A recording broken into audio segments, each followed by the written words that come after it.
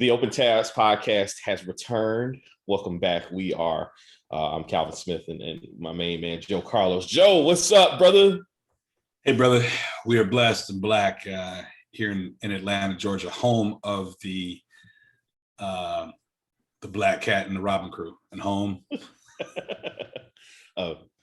Brothers like the Outcast. And home of the Atlanta Hawks, baby.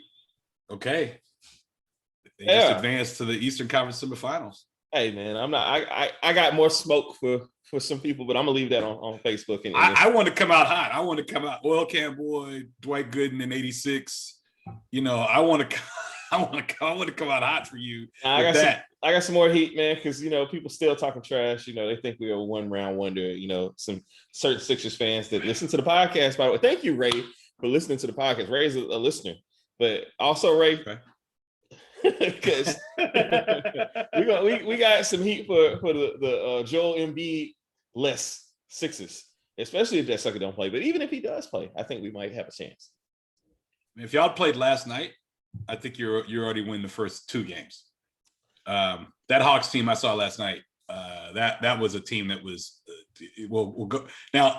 Unfortunately, you all really hit the lotto with the crazy fans, the crazy fan lottery there. But it's the East, so what are you gonna do? I think the nicest fans are probably in Brooklyn, which is kind of crazy to think about. Yeah. That is crazy to think about because it's so new. It's so new. It's so new. Do they really have fans? They don't really have fans. My nephew is one. That's your nephew. Fan. Sorry. Right. Yeah, my nephew, but he's 4. So okay. But he's definitely a Nets fan. Okay. So which reminds me, I got to send him some Maverick stuff. But we got a big flash sale going on right now. Hey man, speaking of coming out hot, man. Hey, look, man. I by the time your boy Luka had 17, I was like, all right, it's a wrap.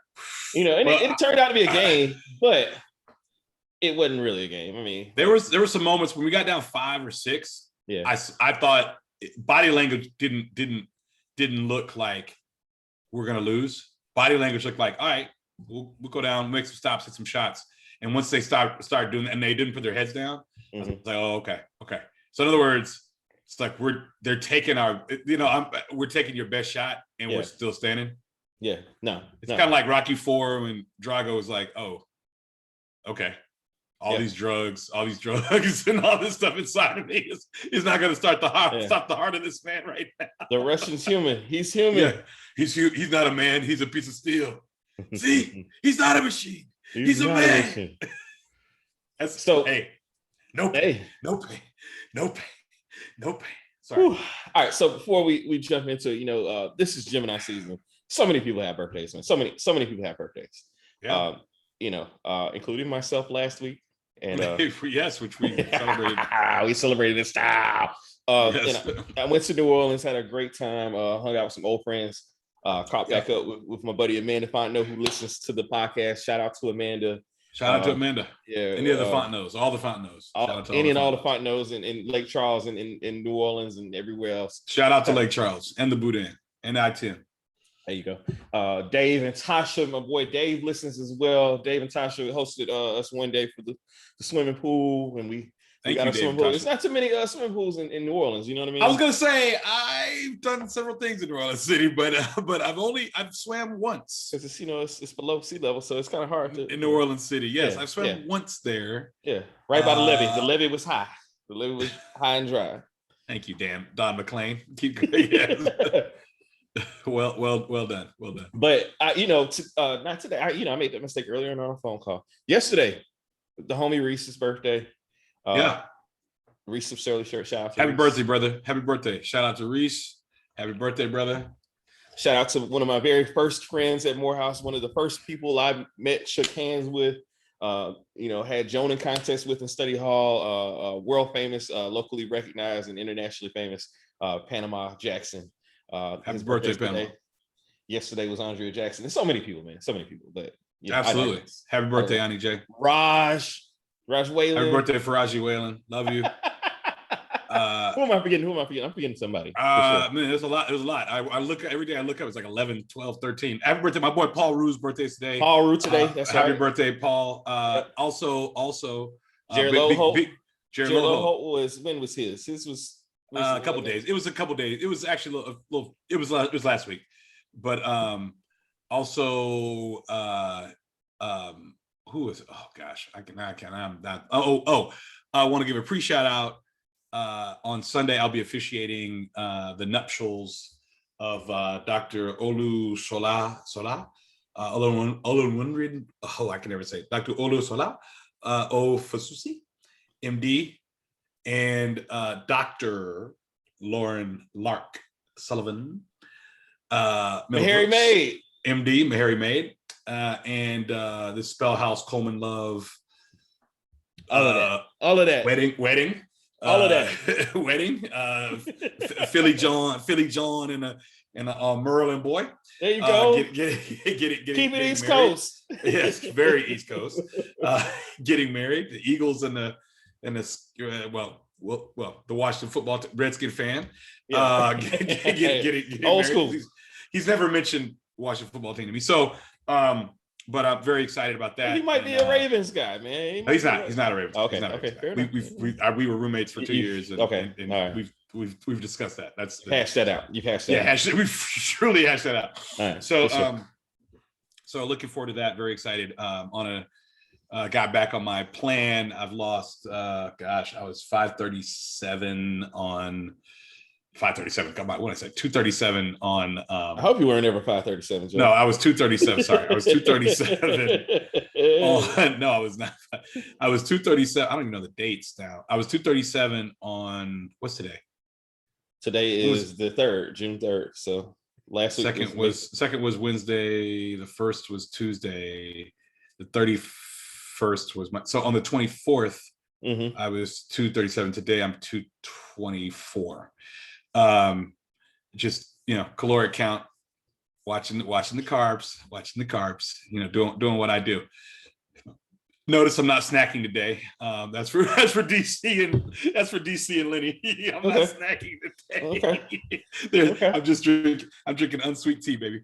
Hey, all right, there you go. There you go. I'm on the busy. Yeah, as well you should be. In my Falcon Cup. Is everybody going to be a Falcon at game when we break camp? I don't think anybody on this cup will be a Falcon when we break camp. Actually, I don't think they would. This is from 19, so what are you gonna do? I made it a point not to mention any Falcon stuff while I was in New Orleans. It's cool. I was in enemy territory, and it's sad times there. They still got the Breeze jerseys and everything like that, but I'm not ready to talk about who they are. Yeah, they're far worse off than they got some issues, boy. They got some issues. They just let Jabu do his thing and record let it roll instead of the bowling ball chase him. But we're not gonna talk about that. Okay. In Morehouse news, man. Shout out to Grady Brewer, Morehouse head coach for 21 years. And definitely the two of us on this podcast definitely showed our full left, right, left, right, front and back, at his games. Definitely during your senior year. I'll never forget your last game, your senior night. When they wanted to put you out, and I'm gonna say when they were trying to put you, they were trying to tell you to. They were trying to put me out. Yeah, and I'll never forget Brian Rand, your classmate. Oh, Crisco Ballhead ref. And Brian Rand saying, "Let that man enjoy himself." Yeah, I will never forget that. And the fact that Brian was even there, that was another thing. But Brian, he stood up, and we were all on the sideline. I mean. I love B-Rand to this day because of that. Oh, love B-Rand. That's my boy. Love B-Rand. Save me from the cheerleaders. He did. And we had a little chant. Leave Calvin alone. Let Donna Martin graduate. It's same kind of thing. No, but Grady passed away. Outstanding coach, 300 plus wins. Yeah. Outstanding man. Year. Outstanding man. Tremendous loss. His funeral is Saturday at noon at the Frank L. Forbes Arena, McAfee Court. I'm sure we'll name something after him because, Hey, Yeah. I mean, he's Morales has had 2 coaches in like 60 years. Yeah, we like the Steelers. Yeah, literally like the Steelers. I don't think anybody's taken it. Well, I know they haven't because, that's just another discussion about the state of affairs as it pertains to history, particularly around sports. Yeah. But and Morales. But anyway, I just want to shout him out and prayers up, obviously, to his family and much love for Coach. Much love for Coach. Yeah, indeed. And he definitely helped to shape a number of lives. Yeah, and we greatly appreciate it. I couldn't say it better, man. I dedicate the show to his memory. Absolutely. So Joe, the last show we did, Boomerang. I have a couple of regrets. I don't know if you. Oh, go ahead. So I do. I have one, but go ahead. Mine comes straight from Reese, so I don't know. Okay. The scene where he's waiting on Jacqueline at the show, and he goes up to talk to the dude, and excuse me, he's on the phone. Yeah, I love that scene. That scene. We didn't mention it. Sorry, Reese. We didn't. I was going to mention it, but I forgot to. We did a lot. And that was we did a lot on that show. So also we went to the bottom of the ocean on on that one, brother. Yeah, I want to give a reverse shout out to Kenny Blank and the kids from the art class, but especially Kenny Blank. Reese brought that up. I'm glad you're going there. Yeah, because I wanted to share that he stole a chick. Well, I wasn't with the chick. My dad was trying to set me up with some young lady at that time. Was Kenny from Atlanta? Yeah, he was in and around. I don't know if he was it's kind of like an Usher Raymond situation where Okay. Atlanta was a hub in the Atlanta universe in some way. So he was in that universe or whatever, and my dad was trying to set me up with some chick, and then next thing I know, she's dating Kenny Blank, man. So that he came in and scooped up. That was my first, but not last, instance of a celeb chicken hawking me. That's fine, it's all good, man. All good. Kenny Blank, shout out to Kenny Blank. I hated that character. Yeah. So I reject your shout out to Kenny Blank. He was pre-Umar. He was early Umar, and he was like, if we don't protect the ozone layer, like, what is your plan for that? What do you want us to do? What is your plan? I hated it. I hated it then. Yeah. I hate it now. It's like this fake. I didn't know what to call it. I know what to call it now. No tip. Yeah, exactly. But there was if we don't protect the ozone layer, and he's looking at her like she knows, right? What in Angela Lewis makes you feel like, oh yeah, Angela's down with protecting the ozone layer. She might be artsy and everything, but she was using spray paint too. Blue men. Yeah. I mean, come on, bro. It's not all tempera. We're not all on tempera here. Are your clothes organic? You know what I'm saying? Are you no textiles in your shoes? Out here wearing hemp shoes? Yeah. Are you wearing hemp shoes in 91? I don't know. Patchouli ass. Yeah, I don't know. I don't know. But I forgot to mention. So all my disdain for Kenny Blank, disdain. But disdain. when he says, "Oh, with somebody else," right? Yeah, I was hoping he would do that. Love that scene. And when the kids throw something at him, and then the girl does the thing of I don't want this. He said, well, why are the fish on the floor? They should be in the bowl. And she says, well, remember, it's all in the artist's mind. Yeah. And she gets real. No, so when they did the review, Ebert loved that scene, and he loved how Eddie. And I forgot to mention this. He loved it. So this is a regret. He loved how Eddie acted like she was acting, and it's just kind of funny to me because I forgot to say it, but you could tell there was something else there after. If you watch it, he says, well, "Thank you for your interpretation." And then she looks back and he stops oh, what? Oh, you trying to go? Right. We can do this. Yeah, we can do this. I'm Eddie Murphy. Don't let these suits in the WB fool you. Don't let the smooth taste fool you. Please don't. I'm from the projects. We'll get project-ish. The Jets. All right. Any other regrets for you, Joe? No. I forgot to mention. Reese brought it up, and thank you, Reese. Reese brought it up about the art class, and I wanted to mention my disdain for Kenny, and thank you.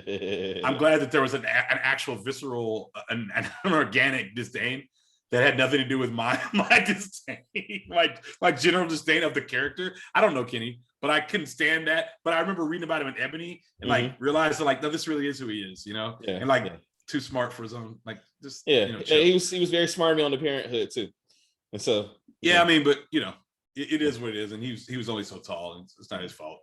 That part's not his fault. So I'm with it. I'm definitely with it. I'm a big Zarya stan. So Reagan Gomez Preston, shout out to her. She's still the best. Always. She's amazing. Didn't see her being their kid. Nope. Didn't see any of those kids being their kids. No. But I guess they were the top talent at the time. Hey man. Like sometimes I get it. Like on My Wife and Kids. I got it. But sure. He's Al's son. Sure. No sure. Whatever you say. Bart Simpson. Absolutely. Yeah. Absolutely. Yeah. The Huxtable kids, most of them. Mm-hmm. But the Keatons, I don't know where they got Alex. But I just wanted to go back. That was just a mild flex. But hey, baby, I'm ready.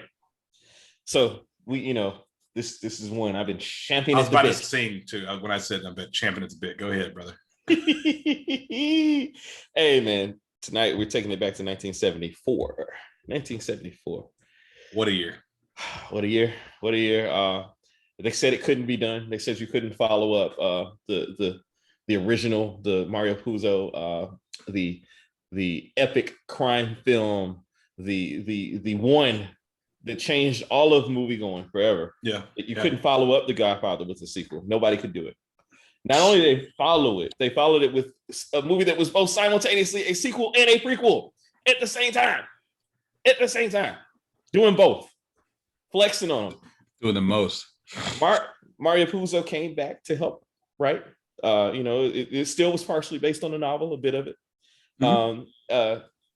Francis Ford Coppola topped himself, in my opinion. Mm-hmm. I know there are people like my buddy Jeff Jones that disagree, but in my opinion, The Godfather Part 2. Joe, in 74 was a very special year. I was born 2 months before, literally 3 months to the day before the release of the film. 3 months prior to I'm born September 22nd, 74. So 3 months prior to because it's Christmas Day, 74, if I'm not mistaken. Mm-hmm. So 3 months and 3 days prior to the release of the film. Yeah. So 74, that's my year. It's my wheelhouse. I know everything for 1974. That's the year I was born. If you get that, we can talk. Yeah, I'm drawing a blank on that one, Joe. Oh, that's okay. That was Whitley and the Goodwill Games. That's like your episode of A Different World. That is my episode of A Different World. I messed up. And it was 1969 though for her. That was your episode. That was the Honda Campus All-Star. Yeah. Hillman versus Avery. My brain is turning into mush. I had a conversation earlier with somebody today. I'm not the guy I used to be. I couldn't play Honda anymore. Okay. It's been 20. And hold up. And shout out to the 20-year anniversary of your national championship, or your Honda Campus All-Stars national championship. I was talking to a fellow three-time national champion, in Christopher Edward Lee. Yes. And he reminded me he was a three-time national champion. A lot of Trivial Pursuits there. Yes, so many. 2003 being the 1 year they didn't do it, but he told me he learned so much in the 2003 that definitely helped him to do well in 04 and 05. I have a theory that due to my classmates' absence in 2003, for any number of reasons, partially my fault, but due to my classmates' absence in 2003, he was on sabbatical from the college. There wasn't a win there, but nonetheless, you were part of Morehouse's first. You were a vital part of Morehouse's first Honda Campus All-Star National Championship team, and I still regret. I went to the tryouts, and I think I had an outside shot at being an alternate. I'm glad I wasn't, because I probably wouldn't have gone to everything as an alternate. I probably would have not felt it, but it gave room for the Squire. But had my teammate not gotten into it with later my classmate, I still remember that vividly in lecture room 2 of the prestigious Nabbert Map McBay Hall. Yeah, I can literally see it. Right I remember that. But and yeah, but let me go to the Goodwill Games real quick. Different world. Yeah. Of course, Matthew, who dated Kim, the white student Opie. from Avery. Opie. He of course had to answer the black question. Rob Nesta Marley. I was like, come on, writers. He doesn't have to do that. He doesn't have to do like he's already. He don't have to be any more down than what he already he's down. is. He's super down. He's down. He knows the deaf people. He's an actor. I can't hear you. Yeah, and the whole thing, yeah, it was what it was. But Kimberly Reese did. Thank you, Shazza. You pseudo. The only thing real about you is your green eye. Sylvester Steinman. But she really didn't address what he said. No, she did. But she didn't have to, though. She didn't owe anybody anything. She strawmanned him, but she did. Okay. But she didn't have to. She didn't owe anybody an explanation. No, she didn't. Like, yeah, my eyes are green because I eat a lot of vegetables. It had nothing to do with your new friend. Nothing. Woo! Joe, all right, man. Hey, look. So let's talk about. I know you don't remember seeing it when you were 3 months old. No. I know when I saw it. When did you see it first? Summer 1992. This goes back to Godfather 1. Yeah. So at the same time. No. So I saw Godfather 3 first. That's right. December 25th, 90. That's right. And then I saw 2 summer 92. And then I saw 1. Yeah. That summer as well. I rented it from Sound Warehouse. You could rent movies at Sound Warehouse. So I saw the cover looked a little different. It was like Michael in tuxedo. Like, what is Al Pacino doing? It's like, what is this about? And I'd watched all these clips on the pre and lead up to 3. HBO would do the full behind the scenes for a movie that was coming out in the movies for 3, and I didn't understand a thing. But I didn't realize I was seeing all these clips from 2 because 2 was before 3. Yeah. So right, 2 is before 3. 2 was before 3, but there were several years that passed. But I didn't understand the flashbacks, so I didn't know if the flashbacks were from 1 or if they were from 2. Like I didn't know. I had no concept of the time, and I wasn't aware of what the epic was. But the epic was there to be rented, and I didn't realize like the epic would have just taken care of everything for me. Yeah. But I wouldn't have understood the order in the way that it was presented. Sure. Yeah. And the way Coppola intended for it, right? Right. So back then, when you rent The Godfathers, it was on 2 tapes, and I got it from Sound Warehouse. Watched it. It was probably June or July of 92. Watched it on the Mitsubishi with my little brother, who, if I was 17, that means Jordan was 14. So we watched it together. He hadn't seen any of them either, and then we watched 1. But I was instantly mesmerized and definitely into like the switch up of the periods. Yeah. I thought that was so cool to go from the 50s to the before then to the 10s and earlier. Still waiting for that prequel that gives me that, still waiting on it. Leo's not getting any younger. I mean, are we going to get this or what? But that was my. When did you first see it? So I have vivid memories of going to my grandparents' house on the Smith side, and it being on, and my granddad watching it, particularly the scenes in Tahoe, on the boat. I remember that very well. Didn't know what I was watching, but knew that my dad was and grandfather were intensely enjoying it. It's Godfather, and they were watching too. But my own personal recollections were much later, around the college years when I actually sat down and watched it. Man, Joe, I love the young Vito. We ain't playing around, baby. Yeah, it's a bet. Lay it down. Yeah, man. With the didn't know that one. No. Yeah, man. Whoo! Bet they know me now. He sits there and sings. And then it fades. Yeah. Face to the his grandson.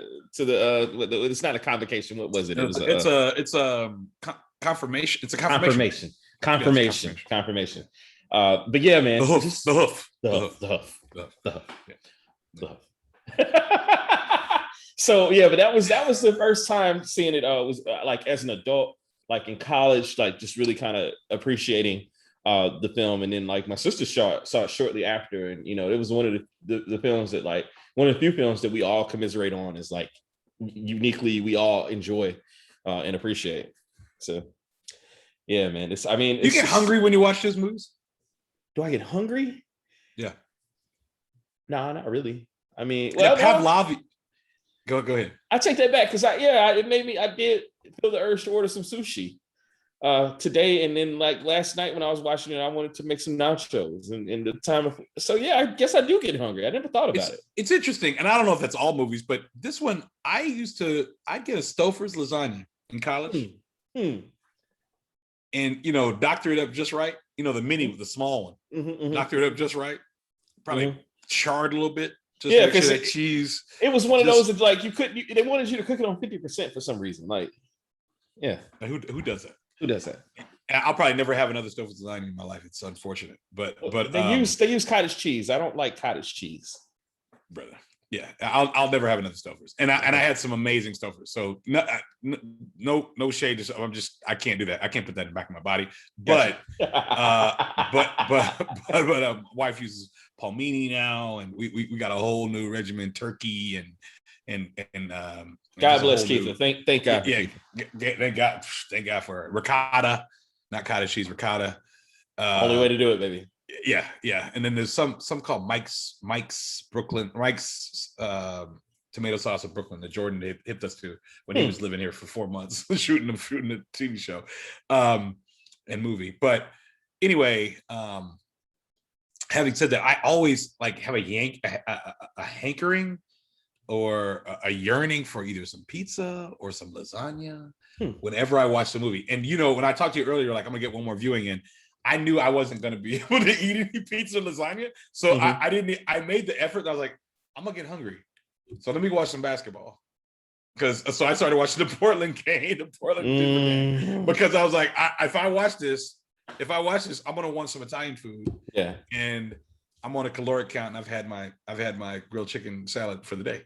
So I've had my dinner. So we ain't doing it. But I just wondered. Let me ask you this though: when you mentioned your grandfather and your father, and this is about the guy. Let's make no patriarchal story. This is literally one of the central patriarchal stories of the American male experience. It's one of the things I think that binds us all as American men. Absolutely. And I watched I've told you, I watched the Godfather 3 with my father, right? I've sat through all 3 films with my father as well by now at this point. Christmas time, thank God for AMC and HBO, they'll play it. And it's a thing we do during times of praise and togetherness and good times and high holidays and things. Yeah. Why do you think it resonates so well? Like you said, your grandfather and your dad were watching, and your dad's like, no, this is the Godfather. Like, like, okay, well, I'm 10. Like, what the hell? Right. Like, is it cool? Like, can I stay? You know what I mean? Like, absolutely. You know what I mean? Why do you think it's such a wonderfully relatable story about, patriarchy? I mean, I think you hit the nail on the head. It is that, I mean, it's a story about fathers and living up to expectations and like the things that your father has planned for you. And then, the realization that I have plans for myself. Like, I mean, not to circle all the way back to the end, but, we don't do the movies the way we assume that people have watched these movies when we talk about them or have some understanding about them. So, that scene at the very end where Tom Hagen's like, yeah, me and your father had already discussed your future. And Mike's like, you guys talked about my future. Like, that fight between like, and it's not really a fight per se, but it's like, you're in your father's shadow and you're trying to create your own and also live up to the reputation of your father. All those things. And we're 2 people that are namesakes for our fathers. And my father was a namesake for my grandfather. He's the junior, I'm the third. Yeah. So all those things are wrapped into this story. And then, I mean, he's a good son. He doesn't fulfill the dreams that his father had for him, but he does a lot of the things his father wanted him to do and ultimately needed him to do for the family. And I think that it's one of those things that, like, a father and son can watch and say, hey, even with Tony Soprano and with with Tony and Anthony Jr. on The Sopranos, that whole thing. I'm back. So I was saying with Tony Soprano, hey, we're gonna leave this in here. Sure. Yeah, Tony Soprano and Anthony Soprano, even when Uncle Junior shoots Tony and Anthony's like, oh, AJ's like, oh yeah, like every time it's just a movie, but they watched it together too. So these fathers and sons, man, I mean, it's just a thing that it's just, I mean, it's to your point, man. Fathers and sons get together and watch these movies together and love it together. So I couldn't agree more. Okay. I couldn't agree more. And I wish I had heard that. I can't wait to go back and listen to that because it looks so beautiful. I was going like, yeah. I don't know if you heard, it's just to see if my mic was doing its thing. Yeah. But from the body language, it looked amazing. So it was some of my dopest shit ever. I can't wait. I was just curious about your take on that. I think that I mean, there's no we don't like all the same movies, but the movies that we do both like and love, a lot of it goes back to our parents. Yeah, absolutely. And so, you've got a nephew, Tony. There's some things that I'm sure you're going to introduce to Tony. Yeah. There are things that I'm trying to introduce to Sage, and that I'll introduce to my nieces and nephews and godchildren. You got grown guys, you got big guys. So in addition to the advice and all this other stuff, these films are about family. Yeah. Above all else, and relationships, and pun intended, with family there. So I was just curious because I think a lot of times it comes back to that. Even the dynamic with Hyman Roth, like every time he and Michael get together, he's telling it, your father and I, your father, the truck supplied by your father. What I mean? Like it's always running molasses. Your father too. Like father too. Yeah, it's a nice way of saying pushing drugs up and down the highway. Yeah, man. So it's I like that you asked that question though, Joe, because I mean I think that strikes to the heart of why people identify with and love this series, and in particular this movie so much. So let me ask you, Joe, who this category we talk about unsung heroes, man. I think in this particular film, it really applies. Who are your unsung heroes in this movie? I don't know if he's unsung. I think unsung is, I thought about this for a while. I think, how can I put this? Al Neri, I thought was great in this. Okay.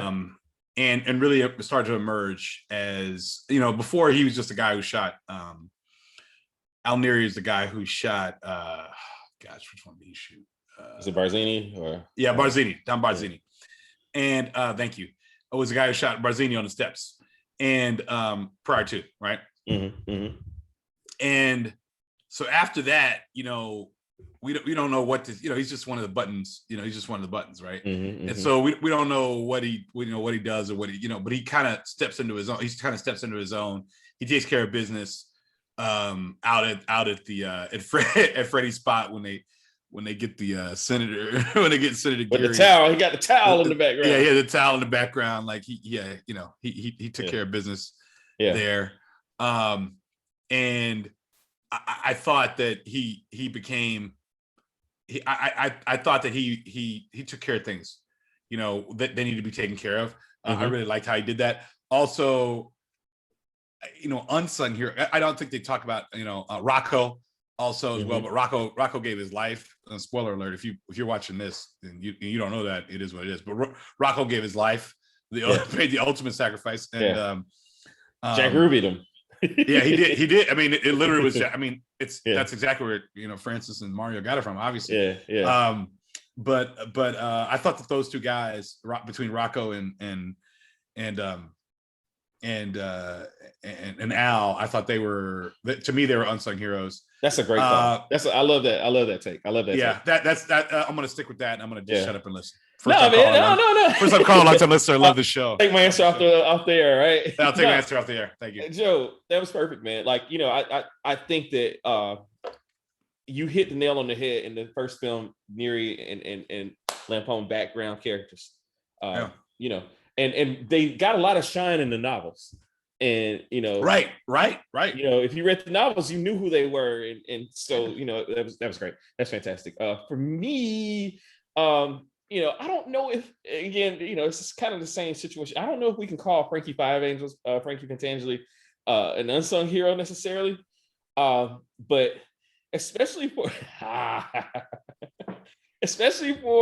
the fact that he was basically pinch hitting. Because our man from our old capo regime, Clemenza, decided, he wanted top billing, too much money.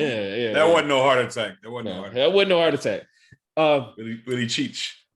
Man, I'm telling you, man, like Frankie Five Angels, man, Michael Gazzo played the hell out of this role, man. It was amazing. It was so amazing, and like, from Jump Street. And what I really liked about his character was, like, he was old school. He represented old school. He represented, like, he was a traditionalist, from the very first moment in the and I want to say it again. I want to say convocation, but it's the confirmation. In the confirmation, when he wants to, have the old, like the band playing like they did in the wedding, and they play him off with Pop Goes the Weasel. He's embarrassed there.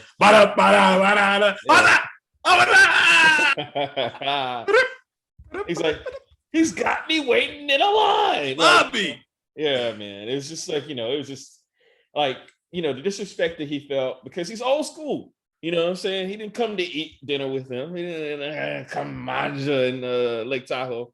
I don't, manja in Las Vegas, and I don't manja in Miami. Conheim and Roth.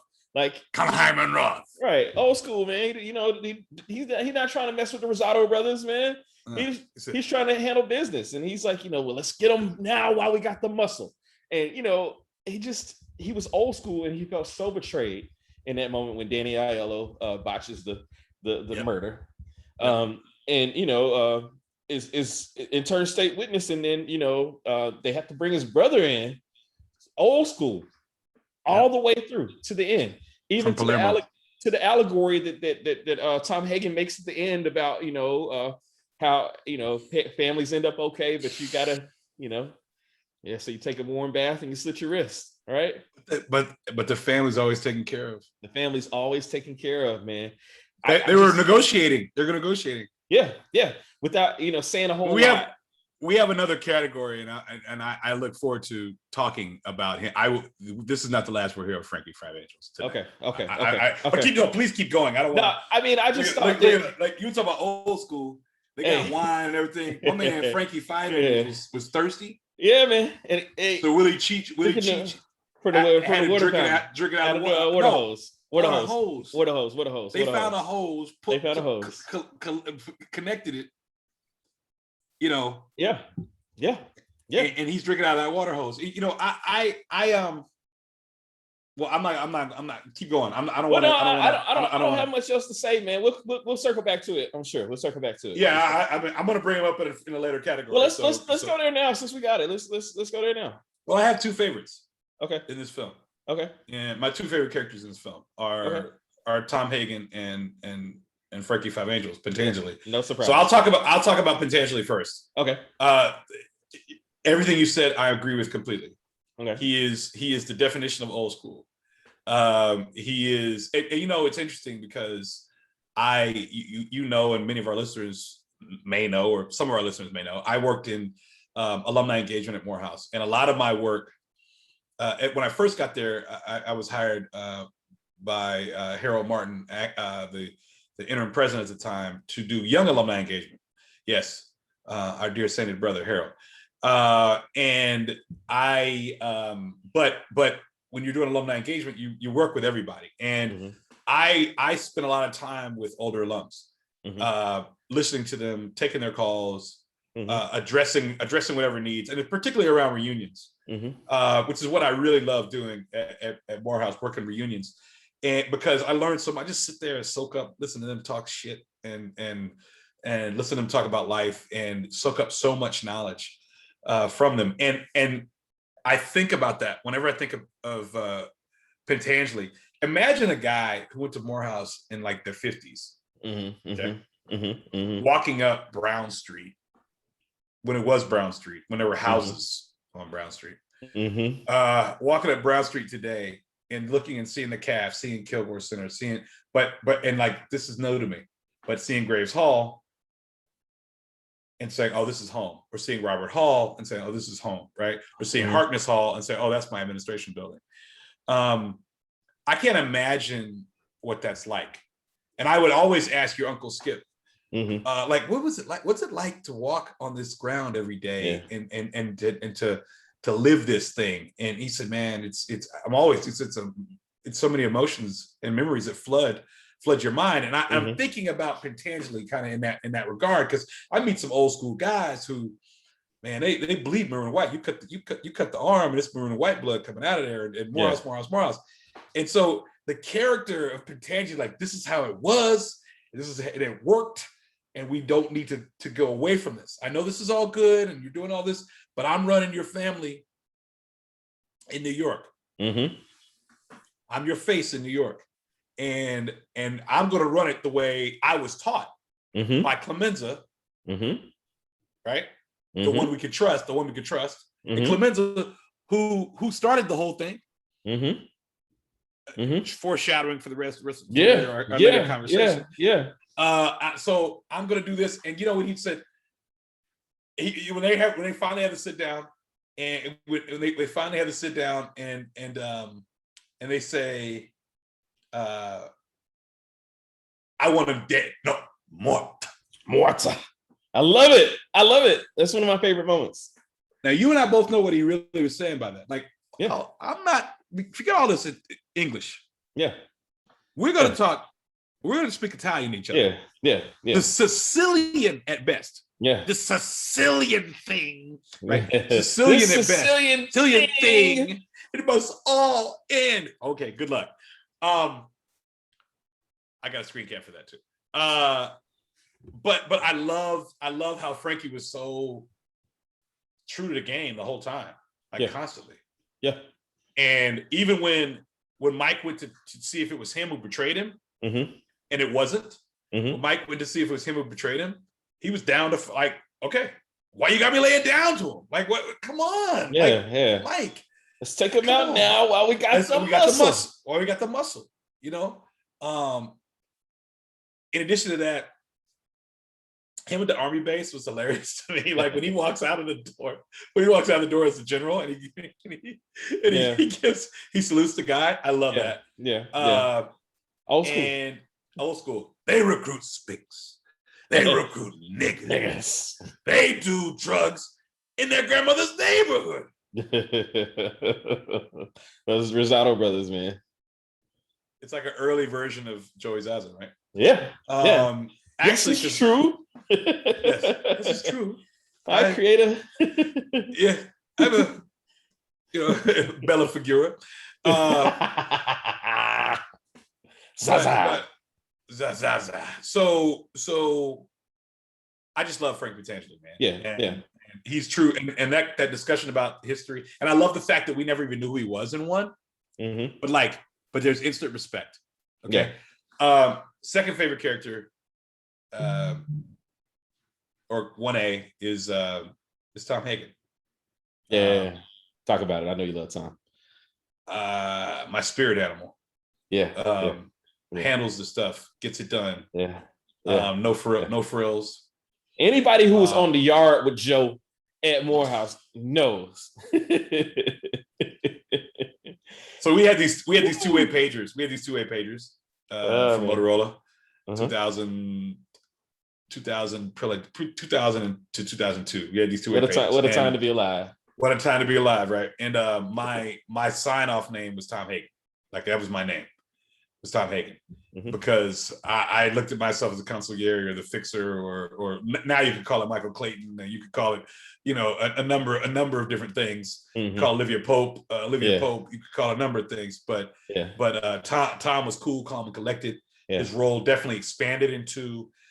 He eventually became the Don, though he had no Sicilian heritage whatsoever. Running things. I guess they opened the books. He took the rights. They cut his finger, the whole nine. He ran things and took care of the family business. And it was efficient. It was tough. It was strong. And Michael, he has one of my favorite lines also. I'll let you say it, but I was gonna say, and Michael knew all along. Michael learned so much from his dad. That he knew.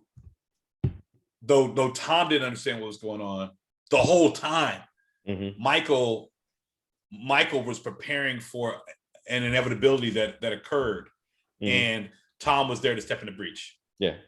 Unlike when he was not wasn't the best wartime consigliere, but he was. But he, for all we know, he was a commendable Don.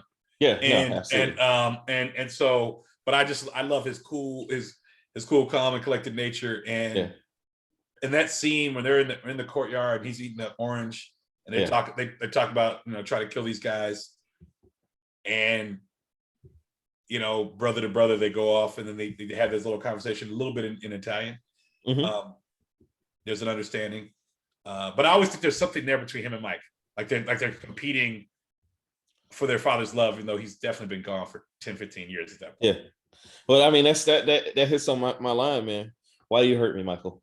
I've always been loyal to you. I just that moment, man, and Michael. I mean, he's deep into it at that point. Like the paranoia is at its highest point. You know what I mean? Of course it is. He's got to look. I mean, he had Johnny. Johnny was in the house. He had him all in the house. We're just waiting on Johnny. I mean, treated him horribly in public. Absolutely.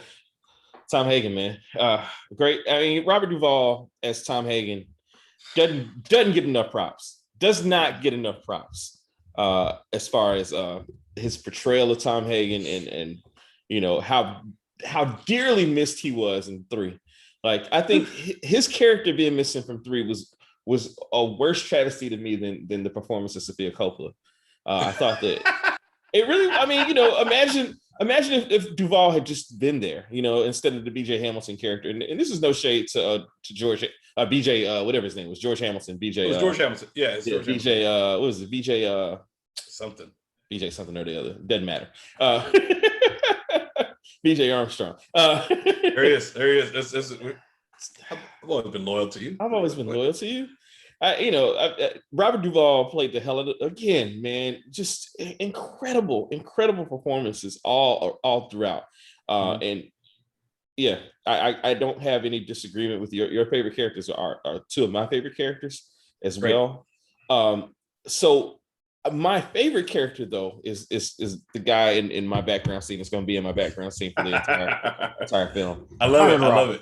Hyman Roth, man. Hyman Roth, the avatar for Meyer Lansky, very, very plainly is Meyer Lansky. Clearly. Played by the all-time great, the actor's teacher, the creator of the Actors Studio, Lee Strasberg. You talk about method acting and all these things. You talk about the actors in this film, Pacino, De Niro. The list is I mean, it just goes on and on. Michael Imperioli. I mean, this is a coaching tree. I mean, he's the tree. He is the coaching tree. Right. He is the tree. He's Paul Brown. He's Paul Brown. He is Paul Brown. He's Paul Brown. Yeah. So I mean, just and this is one of he wasn't in a whole lot of films. He was his filmography is yay big. Yeah, but when he was there, when Coppola calls you, I mean, come on, man. I mean, he chews up the scenery. in every scene he's in. You know, he tells these little grandfatherly stories about, you know, him and Vito and how they, you know, they ran together, and, you know, tells these flowery stories, and Michael knows this bullshit. You know, it's Frankie told him, you know, your father worked with Hyman Roth. He respected Hyman Roth. He never trusted Hyman Roth. You know what I mean? Yeah. And Michael doesn't either. You know, for good reason, because he's conniving. He's you know, Michael said it. He thinks he's invincible. He thinks he's gonna live forever. And you know, he sees everybody as a threat. And in professional settings, and I know you can agree with this, Joe. In professional settings, there's so many Hyman Roths that feel threatened by the guy under them that Absolutely. They think is coming to get their job, think that is coming to, you know, to undercut them, and you know, they play like they are looking out for, but really don't look out for. You know what I mean? Really have it in for them. Hyman Roth is that guy to a T. And you know, I mean, the scene, I always call you, one of my favorite things to do is to call you or to post on Facebook or Instagram. Michael, we're bigger than US Steel. We're bigger than US Steel. Because I mean, we're succeeding. The first time I heard it, I knew that I had just studied US Steel. I just studied what that meant, so I just realized like what that meant, and that was huge. Yeah. So I understood when he was saying it. It was huge. Yeah. It's like we're come on, we're bigger than US Steel. like what's better than that? Oh yeah, come on. And we don't Freddie. Stop, and we don't quit, Freddie. Yeah, man. So you know, pull a Fredo. it's in our lexicon. It's you know, I mean, people that have never seen The Godfather don't know what The Godfather is. Because there are people out there in the younger generations and even in our generation who are unaware, but know who Fredo is or know at least the concept of a Fredo. Yeah, man. Well, how far do you think Hyman was going to go to? You think he was just going to go all the way? I mean, even after you got the money and whatever else they were going to go do, because Cuba was, I mean, literally falling at that point. Yeah. So that would have been the end of the business interests down there. Yeah. How far do you think they were going to go? How far do you think he was going to go to? Because it was eventually going to come down to the two of them. Yeah. This fight. Yeah. I think he was going to go all the way. I think I think Hyman, again, I think Michael hit the nail on the head. I think Hyman Roth thought he was going to live forever. Thought he was going to, I mean, and truth be told, I mean, he beat a lot of, I mean, he was sick the entire movie. But he's got, like, what did he say? Died from the same heart attack for 20 years. 20 years, right? Yeah, 20 years, yeah. I mean, you know, he's seeking asylum in Israel. You know, he's like, he's going to go to Panama next, not for $10 million. They take him in Panama. Right. You know, he was, I think he was going to go all the way as far as he could have to maintain and to I mean, because he was greedy. At the end of the day, that's what it amounted to. He was greedy. He wanted it all. You know, he played like he didn't want the big piece of cake. You know, a smaller piece of cake. You know, but really, he wanted the whole cake. He wanted to have his cake and eat it too. And so Hyman Roth, you know, he was a dangerous, and he was a worthy adversary, worthy foil for the first half of the movie for Michael, and really for partly because, you know, he knew all the tricks. I mean, but he wasn't aware of everything that his father had taught him. Yeah, and right. So, but he knew he had a lot of moves. Yeah. So and a lot of money. Yeah. And and Michael didn't realize, not even in the scene, well, he was starting to realize more and more in that scene. Who had Frank Petangelo kill? I didn't know. Yeah, I didn't make that up. I didn't place. And then he goes into the tale of Mo Green. There was a guy who had the idea of creating a stopover for GIs. For GIs in the desert. On the way in the desert. Right. And he was a great man. There's not a marker. Not a marker. Somebody decided to put a bullet in his eye. I didn't ask who gave the order. This is the life that we chosen. Yeah, that we've chosen. Absolutely, man. Yeah. I mean, it's like, okay, all right. Yeah, man. Why are you asking about Pentangeli. I'm gonna bring up my best friend Benny. Yeah. Benny Siegel here. Yeah, man. Yeah. If need be. And and have a fly casino and do it all legal. Do Right. it for the homies in the Regal. There you go. All those things. Joe, let's talk about real quick. I don't necessarily know if we have a category about it, but we've hashed it out on the Chinatown podcast. We talked about the great robberies that occurred in the Oscars this year, and I happened to be discussing the movie with a friend of mine earlier, and they were saying, did they asked me, did Al Pacino win for that year? And I shook my head, and they were like, well, who did he lose to? And I couldn't recall for the life of me. We know Al Pacino didn't win. I mean, he didn't win till he didn't win till he stole one from till they stole it from Denzel. I don't. It's not Al's fault. He he did. If he could give it to himself, he would have given it to himself every time he went out. I mean, yeah, sure. Tony Montana would have won one. Sure. No, but who did he lose to that year? Art Carney, Harry and Tonto. Give me a fucking break. Yeah, man. I haven't seen Harry and Tonto. I haven't seen Harry and Tonto. And any of the other movies that were up, so he lost. So who else was in that category? Albert Finney for Murder in the Orient Express. Dustin Hoffman. Oh no, I have seen Murder in the Orient Express. But Dustin Hoffman is Lenny Bruce. Jack Nicholson, Chinatown, and then Al Pacino. It was loaded. I would have been okay with Jack Nicholson. We talked about that before, but certainly. Yeah, I mean, it was. How can I put it? It was a tough year because of Chinatown. It was a tough year. Yeah. Okay, so I'm gonna full stop. Yeah.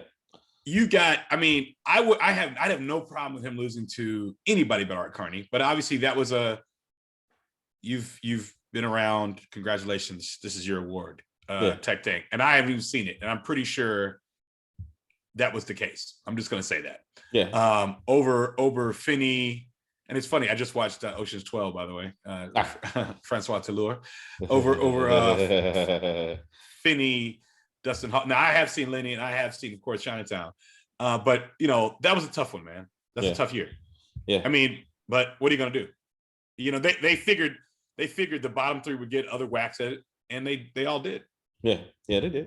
Dustin Hoffman, Jack Nicholson, and Pacino. They figured they'd all get a whack, and they all got a whack. They all got a whack at it. That's true. That's true. Now, to me though, if I may. Yeah, no, absolutely. If we go to actor in a supporting role, it was too stock with guys. Yeah. I mean, and I know how you're gonna feel about this one. You got a young Jeff Bridges at Disney's own.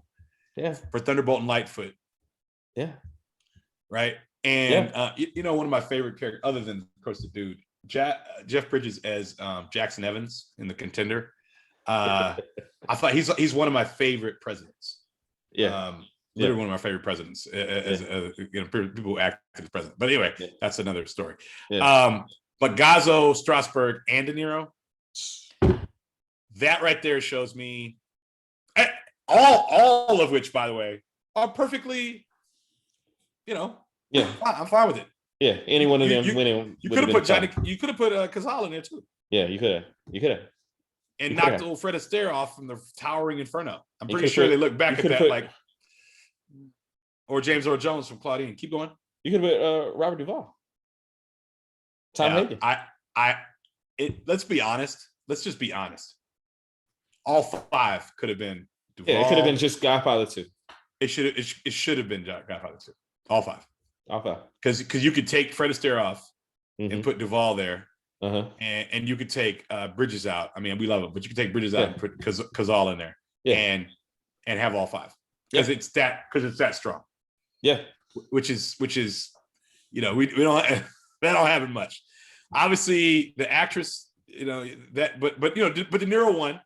And we haven't even really gotten into that. We haven't even gotten to that. Well, yeah, I was going to say we haven't even talked about that whole half of the movie, which is we will.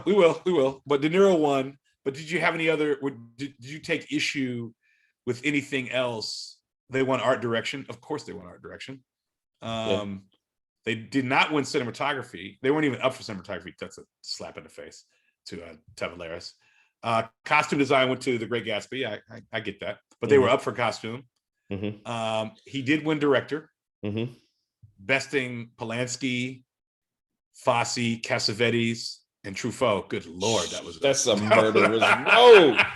Murderer's row. Good God. Jesus, man. That's literally like the first semester of film school. Yeah, man. Yeah. Cassavetes, Fosse, Truffaut. Oh my gosh. Yeah, man. There was no other loaded category. There will never be another loaded director's category like that one. No. Yeah. And then they won music, of course, again. Yeah. Score was incredible. Yeah. Incredible score. Absolutely. You know, and you're more of a score guy than I am, but man. Did you know Blazing Saddles was the same year? Blazing Saddles was up for oh yeah, man. Original song. I didn't know it was up for original song. They want to give Mel Brooks something. I believe they want to give it. Towering Inferno. I need to go back and watch it. I watched it as a kid. I guess it was better than, but Francis was up for 2 films. Actually, he wrote The Great Gatsby. Did he? Yeah, if I'm not mistaken. If I'm not mistaken, he did. The Conversation was that year too, right? Yeah, The Conversation was that year too. I mean, that was 74. He was a man on a mission. So that's why it's no big deal for him to then go into the jungle. He can do whatever he wanted to do at that point. Yeah. And they won. Oh, and they won adapted. Shoot, man, they killed it that year. Yeah. Beating Young Frankenstein, another Young Frankenstein. Frankenstein. Dr. Frankenstein. Yeah, but I think they won what they should have won. But the man over my shoulder here was definitely robbed of Time to Live, and definitely robbed of a nomination. For as Fredo Corleone. If we're in that section of the conversation tonight. Because my other favorite quote, I know we have a section for it, but I mean, I'm just go ahead. 5 girls at this point. Yes, you are. I'm not like everybody thinks, like dumb. I'm smart. Respect.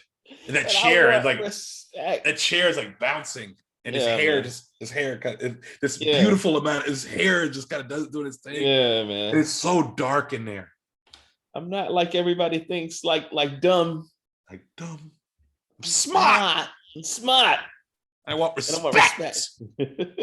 I was passed over. I was passed over. That's how Pop wanted it. It ain't how I wanted it. Oh, Fredo, man.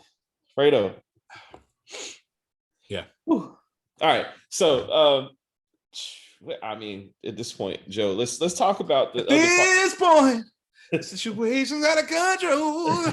I never meant to. Hey, yeah. So let's go. Let's talk about the other half of the movie, man. I mean, again, just the origin story. The origin story is incredible. I mean, this is what it leads off with. Amazing the vendetta, the vendettas in Sicily. Young Paulo getting taken out very early. His mom making the ultimate sacrifice, allowing him to. Let's talk about how weak a runner Vito was. Vito. Young what Vito. In the world? Young Vito was he was very much like Rickon Stark. I would how we have verses. I would like to have verses Rickon Stark versus Young Vito. And look at this picture. Look at it. Oh man. But it's Don Chichi. Hey, it's about to go down. It's about to go down. He's receiving a gift of Ginkgo olive oil and also a knife to the gut. Yes. one of the best closer. Revenge moments. Yeah, come closer. All right. The better to eat you with, my dear. Hey, man, the juxtaposition of the scenes from the early, like the origin to what was going on currently, was fantastic. Perfect. There's another film that gets a lot of acclaim internationally that America got a very bad version of, Once Upon a Time in America, that does a very similar thing. And I don't know why the American producers that released it thought that audiences just wouldn't get the flips when we had done that already with Godfather. But they decided with some of the same guys. Like, right. How do But you? they decided American audiences couldn't do that, so they put it chronologically, and you see what happened. They turned that film into a mess. It was a wreck. This was juxtaposed perfectly. You already talked about how it blended from young Vito singing to the confirmation scene, and then you get the scene. I mean, just every time you go back and forth in time, it's set up perfectly, man. When they're when he's meeting Clemenza, and as you mentioned, Clemenza getting them into all the mess. Clemenza set it off. He started everything. Clemenza started everything. Shout out to Bruno Kirby. Much love. Much love. Bruno Kirby. The great Bruno Kirby. Shout out to One Bruno day Kirby. we'll talk about When Harry Met Sally and how much I love Bruno Kirby. And I can't wait. I can't wait. I loved him in The Freshman as well. Yeah. I just love. I applaud just all things Bruno Kirby. Yeah. I'm here for all things. Not everybody loves Donnie Brasco, but his performance in Donnie Brasco as well. City Slickers. I'm here. I the dearly departed. But I love Bruno Kirby. I love him. Yeah, but Clemenza start. Yeah, tell him keep going. He started. Clemenza started the whole thing. I mean, he got hide these guns. Hide these guns. Look how close they lived. They lived that close. Yeah, man. New York, everybody. Hey, man. And like, okay, Joe, let's take a step back to just how they created 1917 New York. Like clay roads. Just it was amazing, beautiful. Yeah, I gotta give a shot of that. Yeah, and the proximity that everybody lived in. To your point, like right here next to each other, Paisan. You're my Paisan. You're right. Yeah. Right. Literally. The only thing I can think of that kind of equates to it in modern times is on Friends when Joey's singing the Mornings Here song. Were you a Friends guy? Not really. Never was. Okay. I watch occasion. No beef or anything. I just never. Yeah. I didn't know it well enough. Well, Joey had a neighbor. I was told I had a lot of Chandler, so that's what I was told. You got some Chandler being. Yeah. Chandler the Chandler. I agree. Yes, I'm a Ross myself. I'm sorry. I can see that. I know a little bit. I know a little about that. Yes. I can definitely see that. Keep going, please. And also with the ladies. But anyway, so yeah, man. Yeah, man. So like, just that how close people live to one another. It was just so well made. And the story, you get to see how and why Vito became who he became. And it lends so much credibility to when you rewatch one after seeing two, you're like, oh yeah, Vito was the man in his day. You know what I mean? Dealing with Don Fanucci, dealing with the landlord. And that is also another one of my favorite scenes is when the landlord, the lady's like, it's like a little comic relief, man. It's like a little comic relief in the movie because they play the little music like, like we're gonna give you a break. Yeah, and it was well timed, perfect, and it also, again, built the legend of Don Corleone. You know what I mean? Like he had he laid the money out to him on the table. He's like, one, two, yeah, it's like because he wanted more, he didn't have to say anything. He got more. I love all of that. I love the fact that, the flashbacks showed Tessio, showed Genko. You get all of that. You get all of that in these flashbacks, and you understand how the empire was built and why it was the way it was and why it was so strong. So what are your thoughts on that second half or that other part of the film? It's not really second half, but it's so beautiful, man. It's like I loved it. Every time I think about it, every time I watch it, I forget that we're gonna go on this trip, this origin story trip. And I mean, I love that Frankie Carbone is in it, as Jinko Abundando. And I love the line, you talk about great lines, like, what do you think of my girl? It's like, for you, it's great. For me, I have a wife and kids. Like, right. When he says that in Italian, when young Vito says that, it's like, man, that is so true. Like, what do you want me to say? Right. Like, I mean, congrats. Like, what do you want me to? Yeah, she's beautiful. Yeah. You know what I mean? Yeah. Yes, she's beautiful. Yeah. But I I love the arc. I love how we get Vito we get young Vito, or how did he get to the country? Mm-hmm. We get to call him Corleone instead of Andolini. Mm-hmm. We then the De Niro part, to your point about 1917, man, it is such a strong and powerful story because you get a sense that he was just a hardworking guy who loved his wife. Yeah. And he wasn't going to let anything set him back. And they had kind of figured it out after they kill the Don. They're like, all right, we can do, after they kill Fanucci, like we can do whatever we want to do. Yeah. And everybody's going to get out of our way. Yeah. And basically created a family out of thin air. Yeah. And they were smart enough to know they had a front in the olive oil business. Yeah. And could run graft however they wanted to, in any other numbers of ways. And I just thought it was done in a whimsical way, but in a clean and beautiful way. Yeah. I didn't feel at any time that I was in anywhere other than 1917 New York.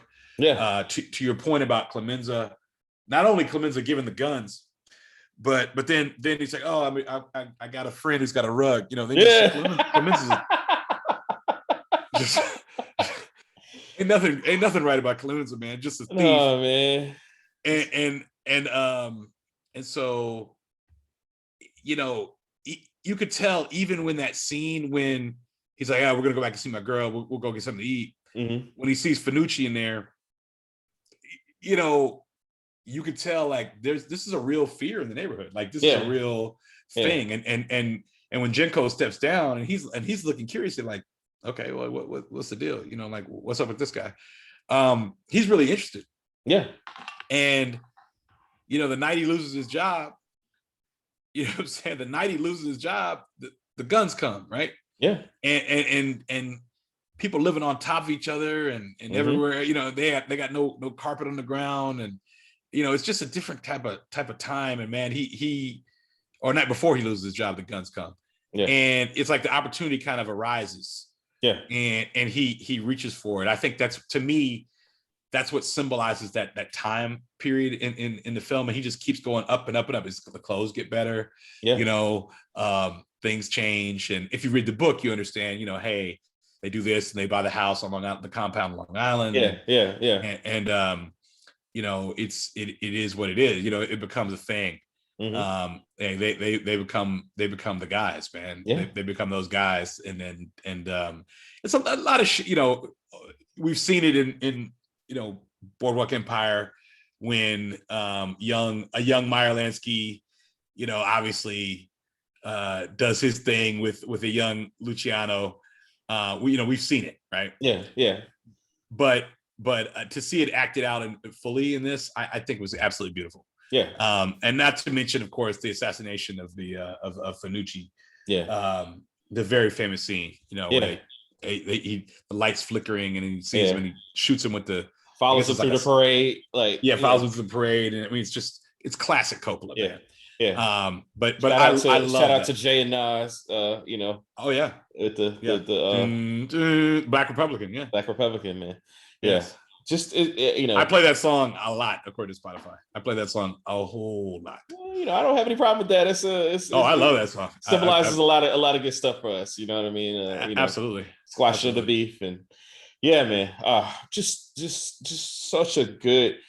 Again, I mean, you could make that its own movie. Yes. Well, I guess it's time to start hashing out some of that stuff. Keep going. Yeah, it definitely it could have been its own movie and it's on its own merits and been award winning. De Niro he has like maybe 3 or 4 English lines. The rest of the time he's speaking Italian. Yeah. Fantastic work. And everybody involved in it was just amazing stuff. One of my favorite scenes actually is when I think it's Fredo that's sick, and it's Fredo. It's Fredo. That look, that concerned father. Like he's dying. He's torn up inside. Yeah, I mean, your kids are sick. Like, you're just trying to make it, man. And folks are really just trying to make it in those days, man. My daughter had an abscess.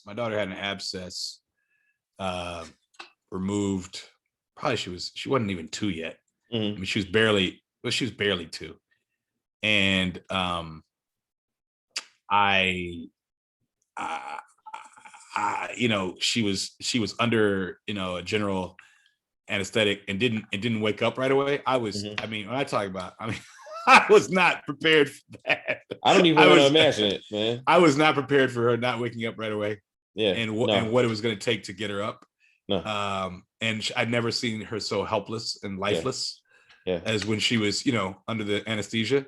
Yeah. And it's just I don't know exactly, because I mean there was nothing burning on her, but then she would have spells where she'd fall out, and pass out, and she had to give a lot of neurological tests done, and we were at Children's a little bit, and I just Children's Hospital in here in Atlanta, Choa, and I would think about that. I would think about that scene. Seriously, I would think about that scene when, that very scene, and it was like, man, I can't believe, like I'm thinking about the scene right now. You're powerless, man. You can't. Yeah, completely powerless. But it showed, his more vulnerable side, obviously. Throughout, and so absolutely. So yeah. Let's talk about the ladies in the film, since we got Diane Keaton here. First, I want to talk about Talia Shire. Let's talk about it. Just her, her arc in the story. I thought that I appreciated that, she had a true arc in the movie. She finally to the confirmation with Merle. And you remember Merle. I saw you with Merle. Yeah, can I get a drink? Yeah, has that joke off Merle. K-boy. He's just K-boy. I still don't know what it means. I have no clue what it means. But nobody, Merle probably didn't know. Merle's there, and she's lost in the woods. Her mom's like, you need to visit your kids first, and she's like, F that. I got Merle here. We're gonna have some fun. And then at the loss of her mother, she steps into that role that she continues in 3, which is one of my favorite arcs of 3 as well. That Connie's just there, taking over that role. So I appreciate that about Connie. Fredo's wife. What was Fredo's wife's name? I don't know. She half crazy. I don't know. Man. Okay. So all I have to say about that is that I've been at functions, and so have I, brother. Yeah. I've been there. Kanye concert. Concert. If you can't control her, Mike says I have to step in, and maybe it's better if you I feel my heart goes out to Fredo and any other brother in that situation where your lady's out of control, and you couldn't even belch your mama. Never marry. They treat their lives like shit. Right. Yeah. I'm like, whoa. Whoa, indeed, man. But man, Diane Keaton, man. Again, as I'm watching the movie, I have utter disdain every time she's on the screen. And friend of mine's like, why do you hate Diane Keaton so much? And then the scene comes in. Where she reveals all, and I said, "This is why. this is it."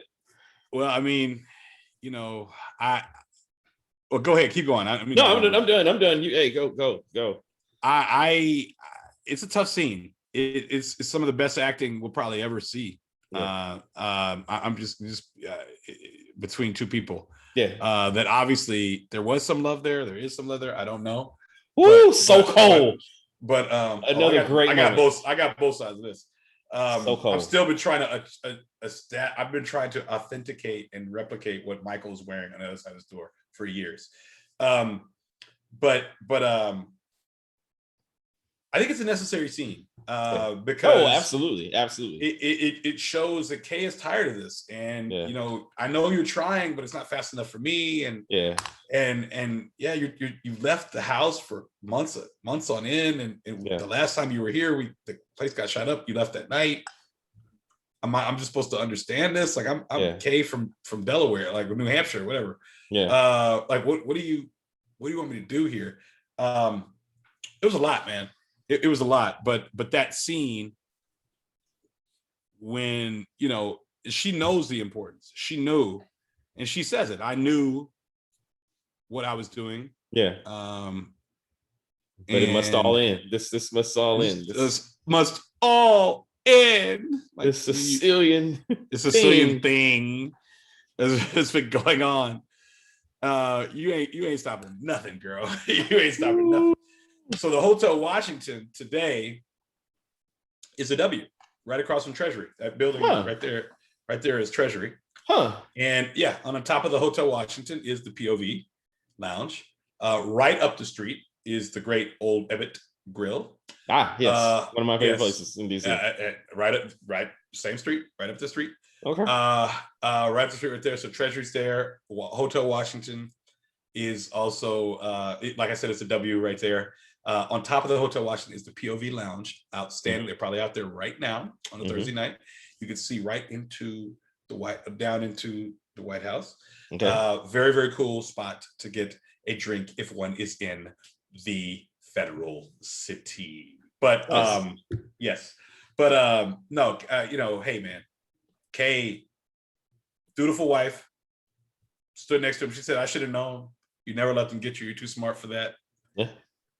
And yeah, he could fight all these monsters in Congress and all this, even though he, you know, perjured 3 times in front of Congress. He could fight all that and beat all that, but he couldn't stop that. You know, and Kay knew that this would be the ultimate betrayal, as she said, and it ended the way it ended. It didn't mean he stopped loving her. Doesn't mean anything like that. But they weren't going to be married anymore. No, that was burned. Yeah, that was General Sherman. Was coming through. Yeah, man. Comes all the way to Savannah. Yes, man, what a march. So we've kind of talked about societal impact. We've danced around it and everything like that. The Senate trial, huge. I think that, you know, we have a sworn affidavit. We have it. Man, what a waste of time! All these Senate trials. They all come out the same, man. They knew it though. He was gonna beat the rap. But the thing is, he's down there trying to. He had Geary. Yeah. Right. Yeah. He had Geary in his pocket. But he didn't. But he didn't realize you're up against a bigger thing than this one guy. Yeah, you're up against this guy. You're up against Hyman Roth, and he had the head of the committee. Geary says his thing and leaves. Yeah. And they had that man on murder 1. Yeah, on murder 1. Man. You know, and he still walks out scot free. I mean, what are they going to do? They're going to hit a senator? Yeah. Now this is 55, right? So this is before they've hit a president. This is 8 years before they hit a president, right? By the way, let me say, I'm sorry to step on you, man. But I want to say how cold it was, how they got Geary. After Geary's so cold, and, like, you know, he dissed Italians to their core, you know. And Michael says, you know, I can give you my offer right now if you want it. And my offer is this: nothing. But then they get him. They truly get him in their back pocket, and they. Wait! I want to say this one other thing. Yeah. After he says that, after he says the offer is this nothing, including the gaming license, which I appreciate. You take care of personally. Turnbull's a good man. Yeah. And after he says, all right, everybody has to play their little games. You play yours. You play yours. He points. No, maybe that's before then.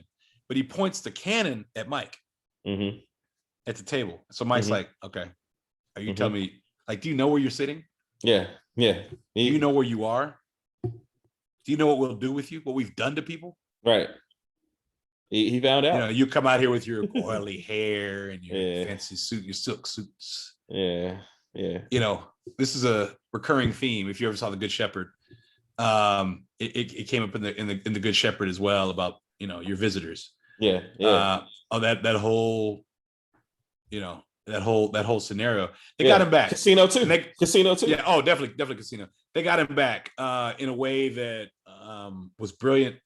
Yeah. In a way that would ensure complete and total loyalty. Yeah, but it still didn't amount to anything. Well, it didn't matter. Yeah, I mean, they had him there, but he wasn't in the head of the committee. They made it. Their intelligence wasn't even strong enough to know that the head of the committee was Ross Guy anyway. Yeah, that's who they should have been working instead of Geary. They had a guy on the committee, but the head of the committee was Ross Guy. Yeah. Ross played it to a T. They said he played it to. Oh yeah, he played this one perfectly. Played it perfectly. Which I know Tom loved throwing back in Michael's face. Yeah, because these were his decisions. Yeah. He loved throwing it right back to him. But yeah, that so societal impact, that they knew who Michael Corleone was. Yeah, they knew what he'd done. Yeah, and what's he gonna say? Yes, I did it. No.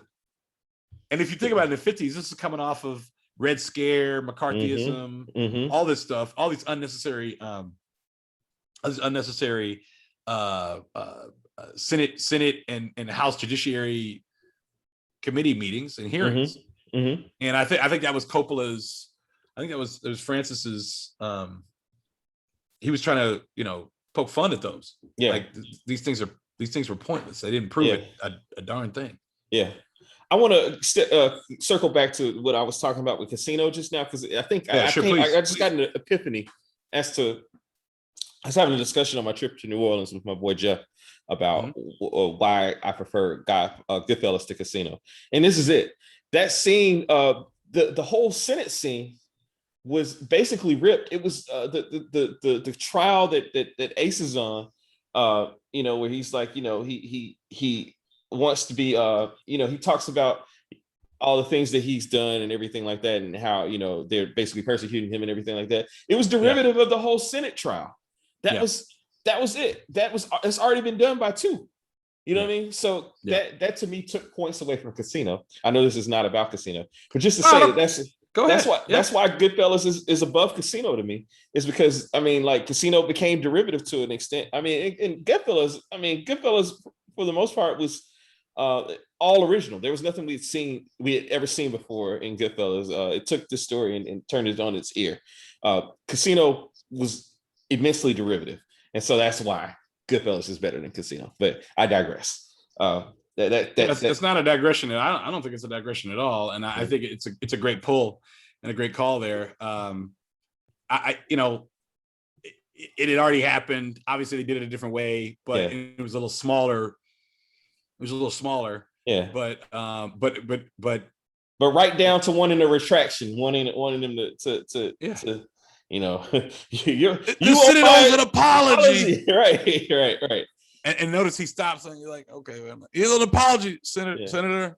Yeah. Yeah, man.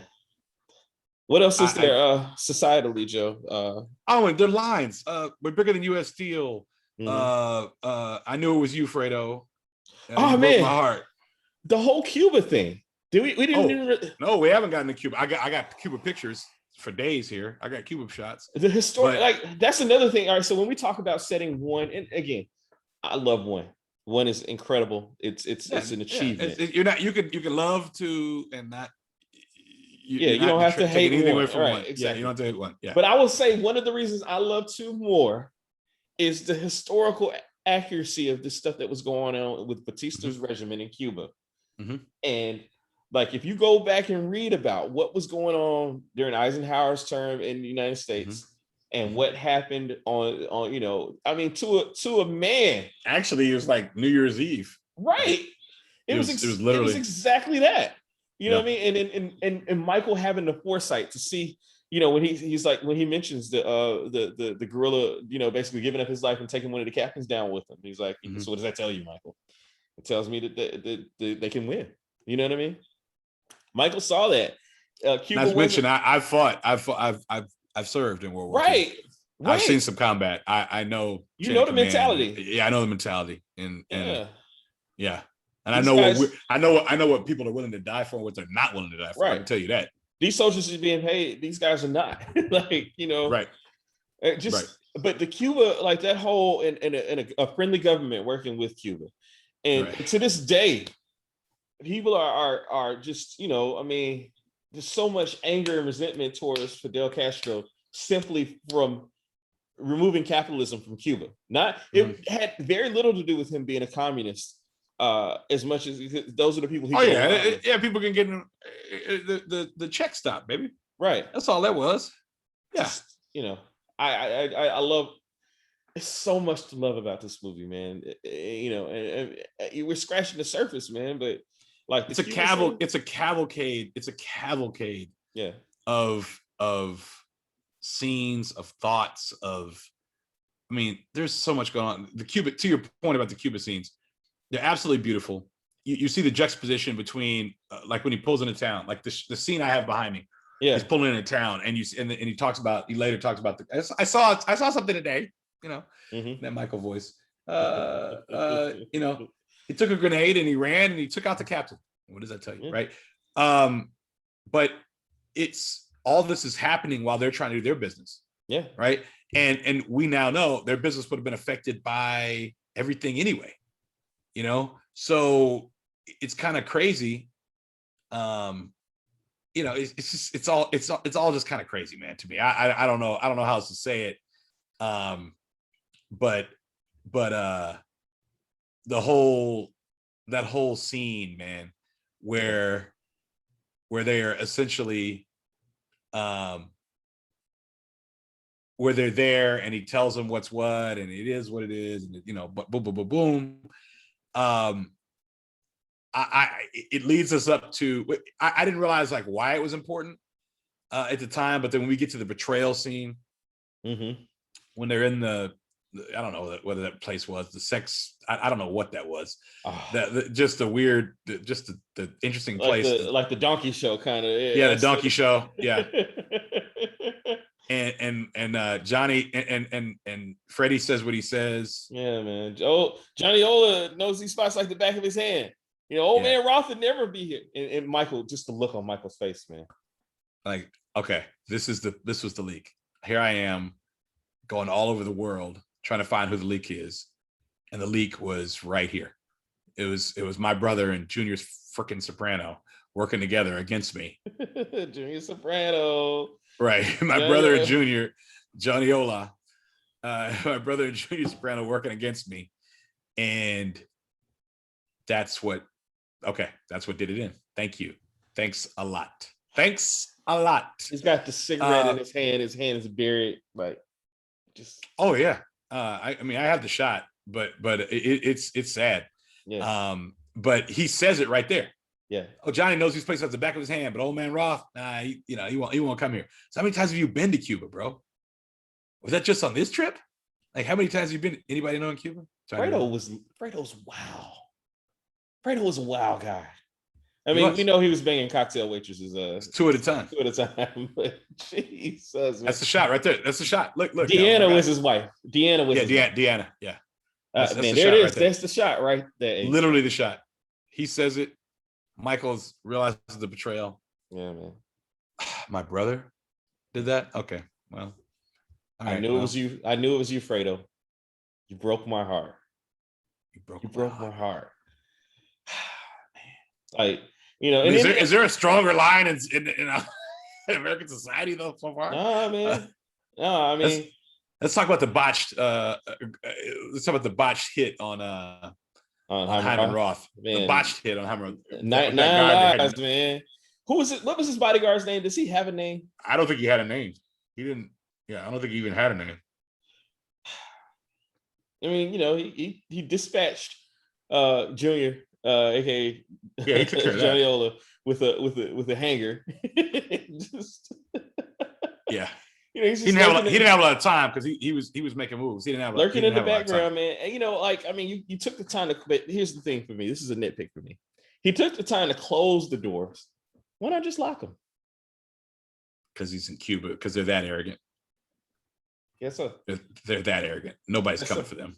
Yes, sir. Nobody would dare come for them. You know what I mean? Like that's how arrogant they were. Yeah.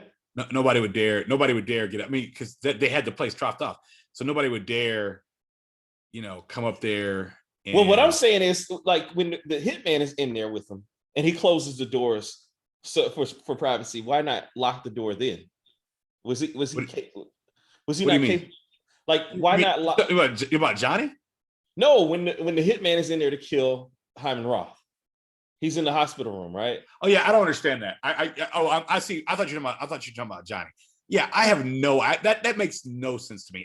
To your point, what do you possibly gain by keeping the door open? Do you think you're just going to suffocate this guy and nobody? Well, unless he'd done it before, and maybe he lost his touch. I don't know.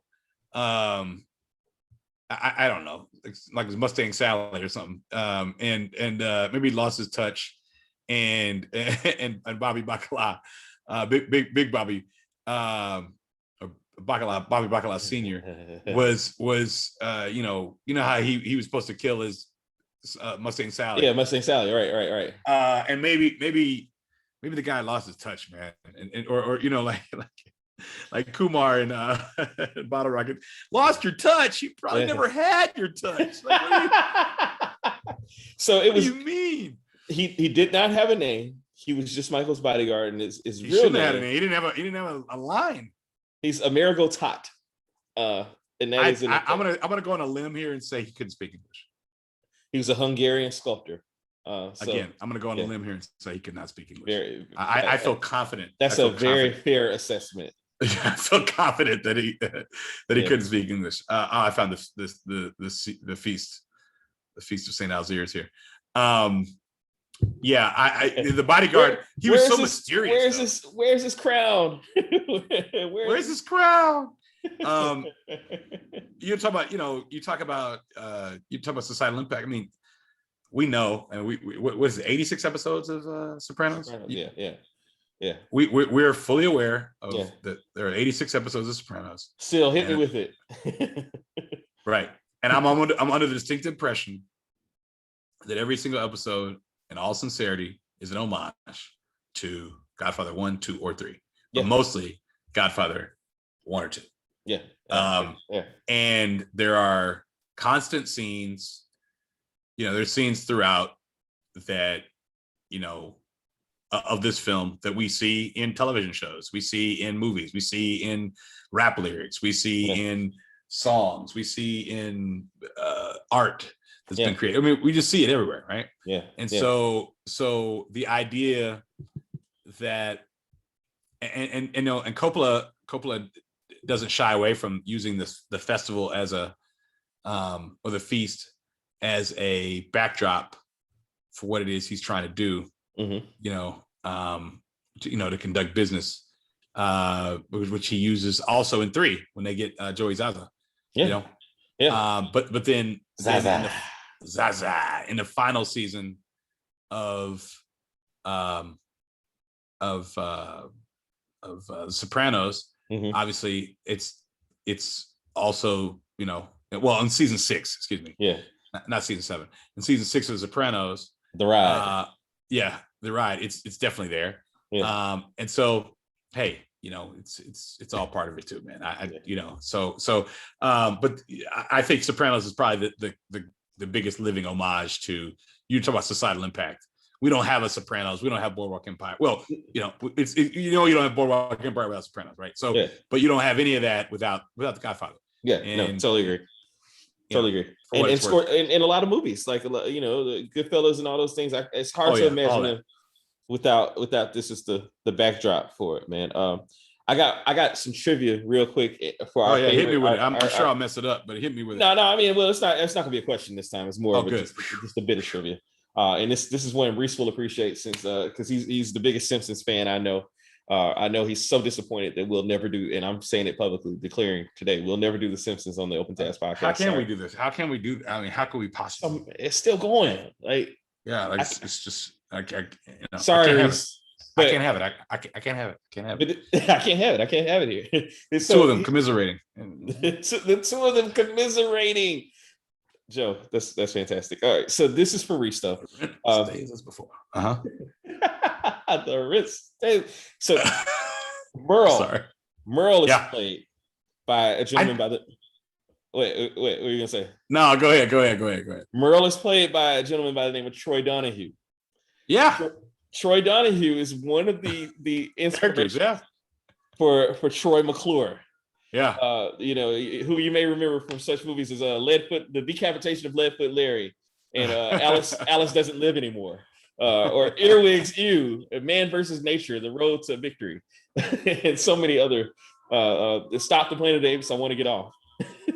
Do they even do McClure things anymore? They can't. No, they retired. Not after Phil. They retired it. They retired it. But Troy McClure and Reese, you should know Troy McClure is my absolute favorite character on The Simpsons. Oh, I love Troy McClure. Full stop. I mean, like he's Troy McClure, and second favorite is Lionel Hutz. So both of my two favorite Simpsons characters are by the dearly departed Phil Hartman. There's that.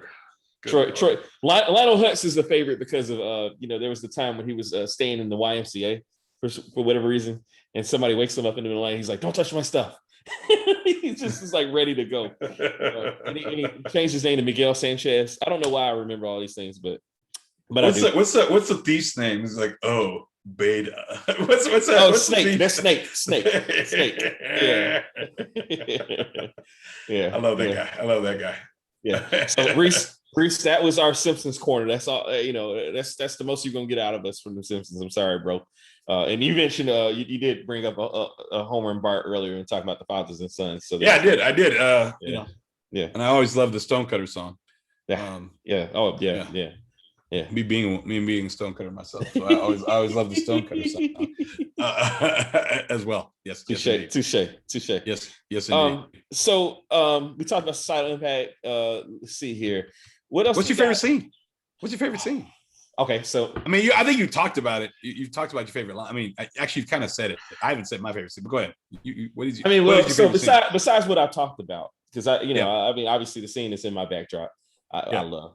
You will not move from it, and I'm not moving from it. I'm the shirtless Lee Strasberg. It's what's cooler than that? I mean, literally, what's cooler than that? He's shirtless and he's just laying on the couch, just reclining so often. Oh yeah. Apparently, Marvin Gaye did one of his albums just lying on a Chase Lounge like that, and Lee Strasberg, acting for the majority of this movie, reclining. Incredible. But so I think if I have to mention another scene that we haven't talked about, it's probably the scenes up to and leading up to Fredo being assassinated, Fredo getting killed. Yeah, I think that teaching Anthony how to fish and everything like that. Talking about saying the Hail Mary, and then calling Anthony back, and he and Al Neary still taking that ill-fated boat ride out. Just it's a lot, man. It's a lot.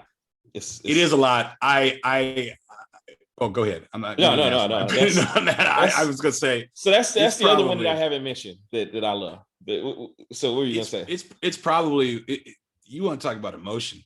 Yeah. It's I do have a picture of that. It's a tough scene. Yeah. It's a tough sequence of things because we know inevitably this will be, man, in the boat, and the score in that moment, it's just so perfect, man. It is, and I'm back here like this for a reason. So we can see so we can see, and we're part of it all. But I tense up every time. I know it's coming. I tense up every time. I just hope I hope for something different, and it's But we know it had to be done, I guess, at later. Yeah. And then Connie refers to it in 3 as a drowning, a drowning. And then of course Kay, out of spite and anger, tells his own son, tells Tony that he killed his brother. Yeah. It's like, why would you child doesn't need to know that about there. Like, why would you do that? Like, why are you doing that? Yeah. Where do you think this money comes from? Where do you think your security comes from? Yeah. Just egregious. That was just like, what the heck is wrong with you? A lot of reasons to hate Kay Adams. Oh, countless reasons to hate Kay Adams or the character. I mean, which is a shout out to portrayed wonderfully by Diane Keaton. by my girl Diane Keaton, but nonetheless, it's that's a painful scene. I just want to say, so my favorite scene is the scene where the landlord comes. I cannot. It is so silly. It's a comic. Yeah. It's comic relief. I need, like, you watch Godfather 2, you need to follow it up with an episode of The Simpsons, or maybe a little different world, or catch you something else. It's kind of like if you watch a couple Sopranos in a row, you're gonna like. It's not good. You need to decompress. You do, because I think we don't take that into consideration too. When you watch that much pain and strife and emotion, and there is emotion just by watching it. Your brain is seeing this. Now we know it's not real, but I've still lived it. I mean, why do we cry at movies? Yeah. Why do we laugh at movies? Why do we these things that people are acting on? Why? Because our brain is watching it. We're experiencing this. No, I don't know, Fredo. I'm a black man. I wouldn't even been 100 miles near that lake, that they bought. They bought a lake. However, a private lake. However, I still feel it every time, and it's heavy, man. That scene's heavy. But anyway, so that's what I was saying. I love the landlord scene when he comes in, and he's like, the rent stays as before. It's so great. It's so great. And Vito looks at him like, nah, player. We gonna need to talk about. We need more. We need more than that. Yeah, we need more than that. Yeah. And all right, take that off. Cool. Okay, tell her. I'm gonna give you the. He gave him the money, gives it all back. She good. She good. I love that because it's funny, but it shows this guy he's the hand. He's the Don now, and the guy can't get out of the door. No, and Jinko like slowly opens the door, and if you notice at the end of that scene, to keep the comic relief going, kind of, they almost get hit by a car. Yeah, he still should. Which would have killed the whole story. No. Vito almost gets hit by Vito. Oh, that's right. That's right. All right. When they're trying to put the sign up. And I think it's like Sonny. They almost get hit by a car. Yeah. So in the deleted scene, in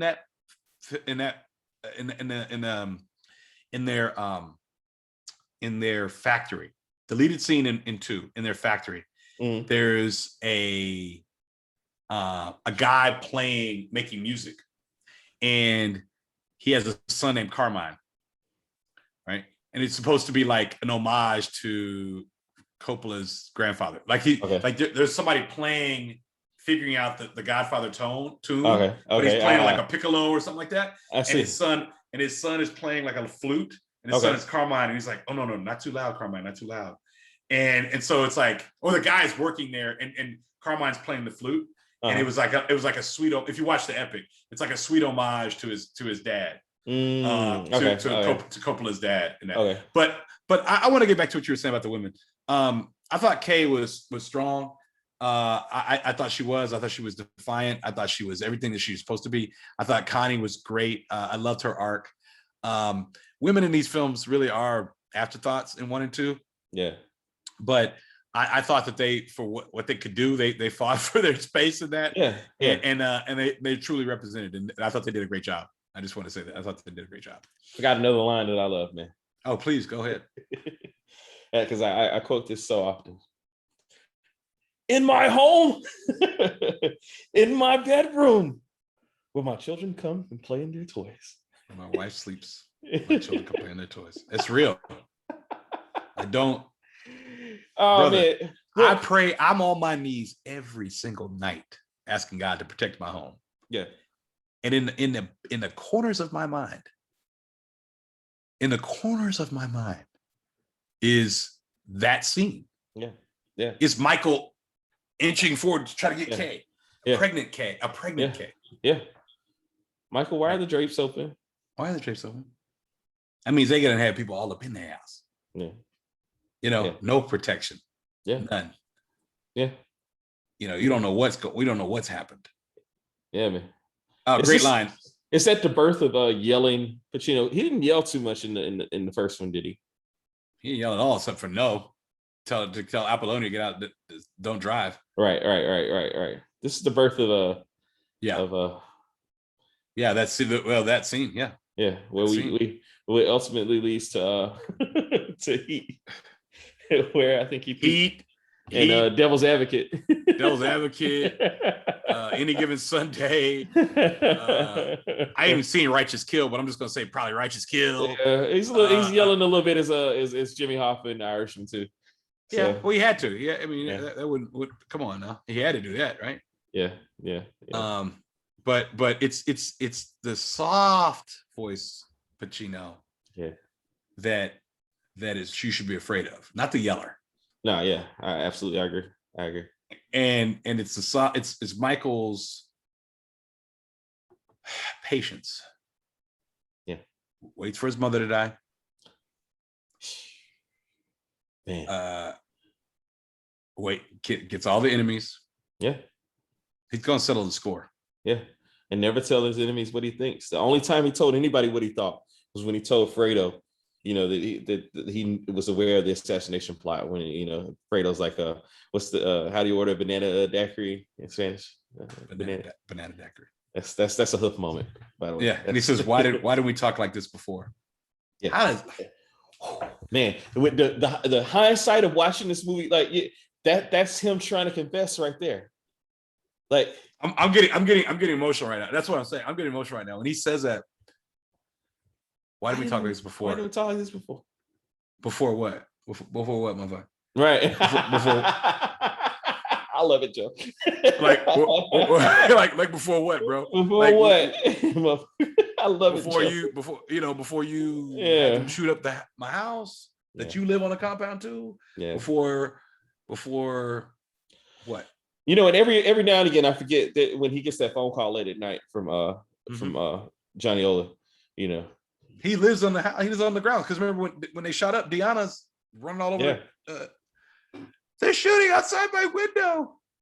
He had the cool setup though, man. It was like all black lace, and they're in the black, like everything's black. It was kind of like obviously, Mario saw that. Mario Van People saw that. Like, okay, we're gonna go all black. We need all black situation here. Yeah. Like, who was it? Wrong number.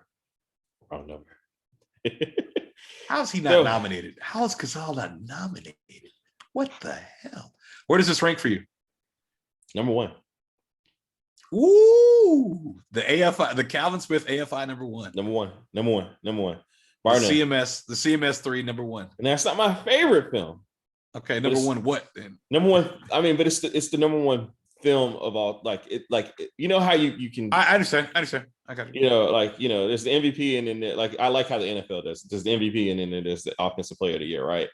Yeah. So this is not necessarily the same people. Right. This is the Offensive Player of the Year, in my opinion. It's just like the player that, like, the stats, everything is you can't deny it, right? And then from year to year, there's somebody that jumps out, like, it's your favorite of that year. That's the MVP. You know what I mean? So to me, the MVP is kind of the lesser award in my eyes, because it's like, it's sentimental. It's feeling involved in it. Offensive Player of the Year is just the facts, right? So just the facts. Godfather 2 is perfect. It takes everything from 1, perfects that, is a sequel and a prequel at the same time. Mm-hmm. It's a period piece. Mm-hmm. Is a family saga. Is a betrayal. Mm-hmm. All the elements of everything that you love in a movie. A tragic loss of a child, abortion, like it's all there. Anything you're looking for in a film. I've never introduced Godfather to any person and they watch it and say, "Oh, I didn't like Godfather 2. I didn't like it." Now there are people, there are purists, like much like the baseball writers of America, who say, 1, and that's fine. I get it. You know what I mean? But for me, I'm a DH guy. I'm let's improve the game if we can. You know what I mean? And sure. And that's exactly what. And don't improve it too much. Don't put your daughter in it. Don't underpay Robert Duvall and not give him his props and not include him. You know what I mean? I'm not a extra innings, new extra innings rule guy. Oh, great scene.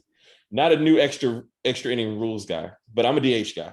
Like, the things that make sense, changes that make sense in the game, let's include them. And so from that standpoint, Godfather 2. Number one of all time, in terms of just like, if you're making a film, this is what you're trying to achieve. Yeah. How about you, Joe? My favorite Godfather film. There's only 3 of them.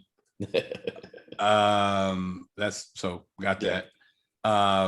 Probably, I don't think that anybody's done film better than this movie. So I other than, see, I'm a huge Citizen Kane guy about technical stuff. Yeah, I can't argue with that. And thank you. And so, but I think this is such an outstanding achievement for all those reasons you said. So I can't go back over those because they were brilliant, and I'm going to commit that to memory whenever I need to debate this. But most of the people I talk to, I won't need to debate it much, but I'm still going to commit that to memory and quote you. It was absolutely beautiful what you said. So for all the reasons, you were welcome. For all the reasons you shared, to me, it's the best. It's literally the standard of filmmaking, I would think. Yeah. And no CGI, no green screen, no bullshit. It's on the page. Right. And it's on the screen. Yep. And there's something to be said about that, man. Yeah. Strong, authentic acting performances. Outstanding. We just talked about all 5 could have been up for best supporting. They could have just run the table on best supporting actor. Yeah. And given it to all 5. Yeah. Yeah. All 5 the scene behind me, you can't tell me that both of them weren't deserving of that Oscar. Yeah. You cannot tell me that they weren't both deserving. But it is what it is. The work is here. We're talking about it 47 years later, almost. We're talking, that's how old I am. So I ain't mean like that, man. No. I'm just playing. But for all those reasons and more, 2 is where it's at, baby. Yeah. Two is the, I don't know. It's because of 2, there's Empire Strikes Back. Yeah. Because of 2, there's Ocean's 12. Because of 2, there's Superman 2. Say that, Joe. Say it. I love it. I love it. I love it. So I love it. If I can expound on your brilliance, that's where I go. That's where I would go. That's where I would go with that. Like the great Donnie Karabatsis, you're throwing rocks tonight, Joe. Throwing rocks tonight. Woo. Okay. So that's back on Netflix, by the way. Oh yeah, I saw that. Even though I'm most. I mean, I've got it. It's on like I have it on. I have it on every form of media possible. I was gonna say I have like on three hard drives, and I got it everywhere. But I forgot how many films I have like on my external hard drive, on my original 2008. I imagine it's 500 gig external hard drive. It's probably a treasure trove. Oh, the music on there is it's insane. It's absolutely it is a treasure trove, I'm sure. Yes, it's absolutely insane. But back when I was on that UGA T1 line, and you could just zip, what do you need? Just download them all. Shout out to Blogspot. But yeah, man, that's how I feel about it. If we talking movies and you don't have Godfather 2 in your top 3, I really don't want to talk to you. Yeah, you just being I'll give you top 5. I'll give you top 5. You're just being a contrarian for the sake of being a contrarian. Yeah, and I understand the purists. We don't, and I respect the purists. I get it. Yeah, there's no story without it. Yeah, but this is better. Yeah, and if you could believe it, it's told better. Yeah, and I needed 10 more minutes, and I know my background is amazing right now, but I had this other background. I got at least one more I got to share. Go for it. I needed 10 more minutes. I just needed it. I needed 10 more minutes right here. 10 more minutes back at the house. They couldn't get Brando, man. They couldn't get him. But you see Teresa Hagen makes a rare appearance. Carlo Rizzi's in there. Yeah. You got Tessio. Clemenza obviously wasn't there, but Sally was there. Yeah, man. You know, everybody else is there, and it's a prequel scene where Mike tells him. I mean, because to me that means it's like, oh, are we gonna get like that little time between? But if you think about it, it wasn't that much time. Yeah. But I mean, and you know, I mentioned at the top of the show, we've heard about the script. I'm sure there's several scripts written about, you know, the rise of. We're getting the Sopranos sequel this summer, prequel this summer. So that's a lot. Many Saints of Newark. It's coming. That's a lot. That's a lot for us. We're getting it with a young Gandolfini. So I mean, I cannot wait. But you know, in all sincerity too, you know, Leo as Vito. It'd be nice to see a young Barzini, a young Tatalia. Yeah, you know, nice. it wouldn't be half bad, baby. Even if nice you weave it, a young Hammond Roth. Let's see him running that molasses. Yeah, see him running that molasses through the whole. The truck supplied by your father. But the truck supplied, but he's getting a little old. He's getting a little long in the tooth. Like he can play Vito now. You know, he's actually older than Brando was when Brando played Vito. Yeah. So I don't know, but we'll probably never get it. Let's get one of these other young actors, Tom Holland or somebody, man. Let's get him out here. Tom Holland. Who's Tom Holland? Spider-Man. Far From Home. Think so? Okay. I think he's got the chops. He's one of my young contenders. He's you know. Okay. All right. I enjoy him. I feel the same about him that I felt about a young Harry Potter, young Daniel Radcliffe. And we see what happened with him. So. I finally finished the Harry Potters. I've got to remind myself. I'm gonna order the first book tonight, so Sage and I can read it. We're trying to read them all. Regret it. Oh, I know. We're gonna read them together.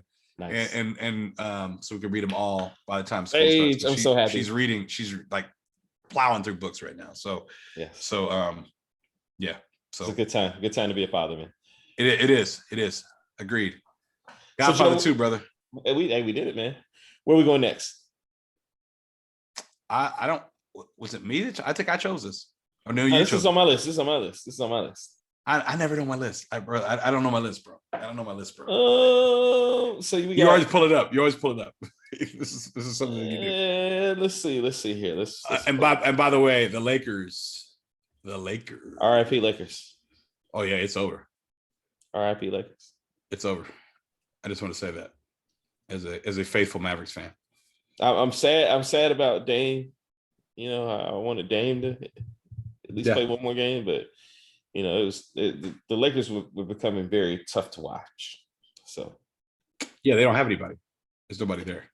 Yeah, I mean, I was stunned by the stat line of the two starting guards. Oh my gosh, 0. What happened? KCP. This ain't the bubble. Somebody else said it. This ain't the bubble. KCP, man, is. I mean, you know, I've defended KCP a lot to a lot of people. Being a Georgia boy. Sorry, Holmes. But yeah, man, that was rough. Man, you know, every time I'm trying to pull your list up, man. Every time I'm sitting late. I was with my. Yeah. Nice. Man, where is your list, Joe? I don't know. I know that we have the players on your list. I don't think we're ready for that yet. I know. Oh, we're not. Okay. I'm not ready for that. Oh, you know, it's too much. That's too much because we got to coordinate. We got to coordinate. We got to do the dough. We got to coordinate. We got to coordinate.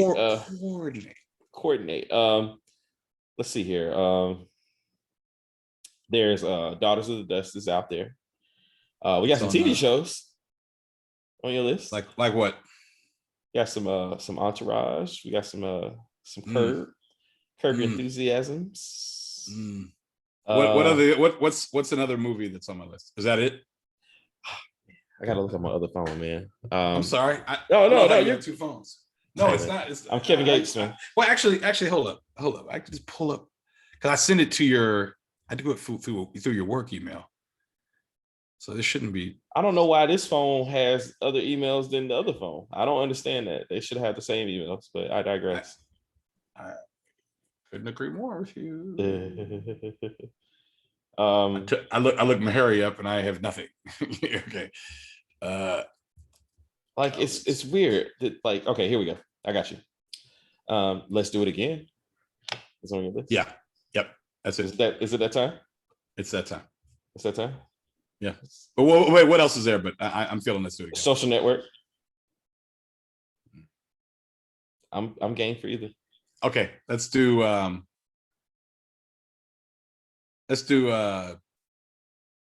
Social Network. Okay. Yeah. Talk about movies that were robbed. The King's Speech, that bullshit. Talking about movies that were robbed, bro. Yeah, man. Yeah. I mean, I liked it. I enjoyed it, but give me a freaking break. Fincher.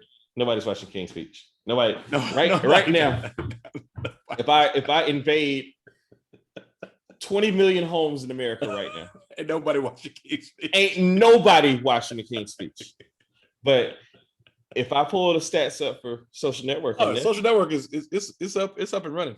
And it's streaming. Oh, by the way, I want to say Godfather 2 is streaming on Showtime for those that are looking to watch it. Yeah, I looked it up on my Showtime. It wasn't there? It's not on demand. Huh, that's weird. Unless Showtime went away at my house, and I don't think it did. Because if it did, we got to get it back before Billion starts. And in fact, my wife loves Ray Donovan too much for that to be. So it can't not be there. No, yeah. So it wasn't on there on demand. I gotta look back at it again though. But I watch everything on the Blu-ray, so I can't. Well, of course, yes, as it were. Yeah. I'm just not getting back into that life. Did I have broadcast? I didn't have broadcast news this. It's not on this season, but okay. Don't worry. What I will say is we need to start working on. I'm ready. I know how we're opening season 3. Okay, I'm already feeling it. Okay. So I mentioned the movie tonight. I mentioned it about 7 minutes ago, actually. Okay. Yeah. Don't worry. 1980. When you were talking about, okay, yeah, I got you. Okay, fair enough. That's fair. It's a suggestion, but it's a strong suggestion. I like it. Yeah, okay, I'm ready like Tevin. Well, actually, I'm not. I need to watch it like 2 times, but okay. You know, fair enough. I was 6. I was 6 the first time, and probably 30 the last time. So it's been a little while, but gosh, that was my life. So we're doing the Social Network. I cannot wait. Social Network, man. I can't wait either, brother. So, ladies and gentlemen, until next time, we are the Open Test Podcast. I'm Calvin Smith. He's Joe Carlos. We are so happy to have you had listened. Shay. I talked to Shay earlier. Shay, if you want honesty, Shay gives you honesty. Thank God for sisters. Yeah, we're working on it, Shay. But I'm gonna be honest with you, man. Me and Joe, we just go. So listen, the highest speeds you can tolerate, because that's how we gonna do it. Oh yeah, this ain't gonna be no weak stuff now. No, man. No. So and we ain't putting out double albums. Ain't no part 1 and part 2. So I'm sorry, Shay. I love you, but your brother's hard headed. So anyway, we are an Open Tab Podcast. See you guys next time. Peace.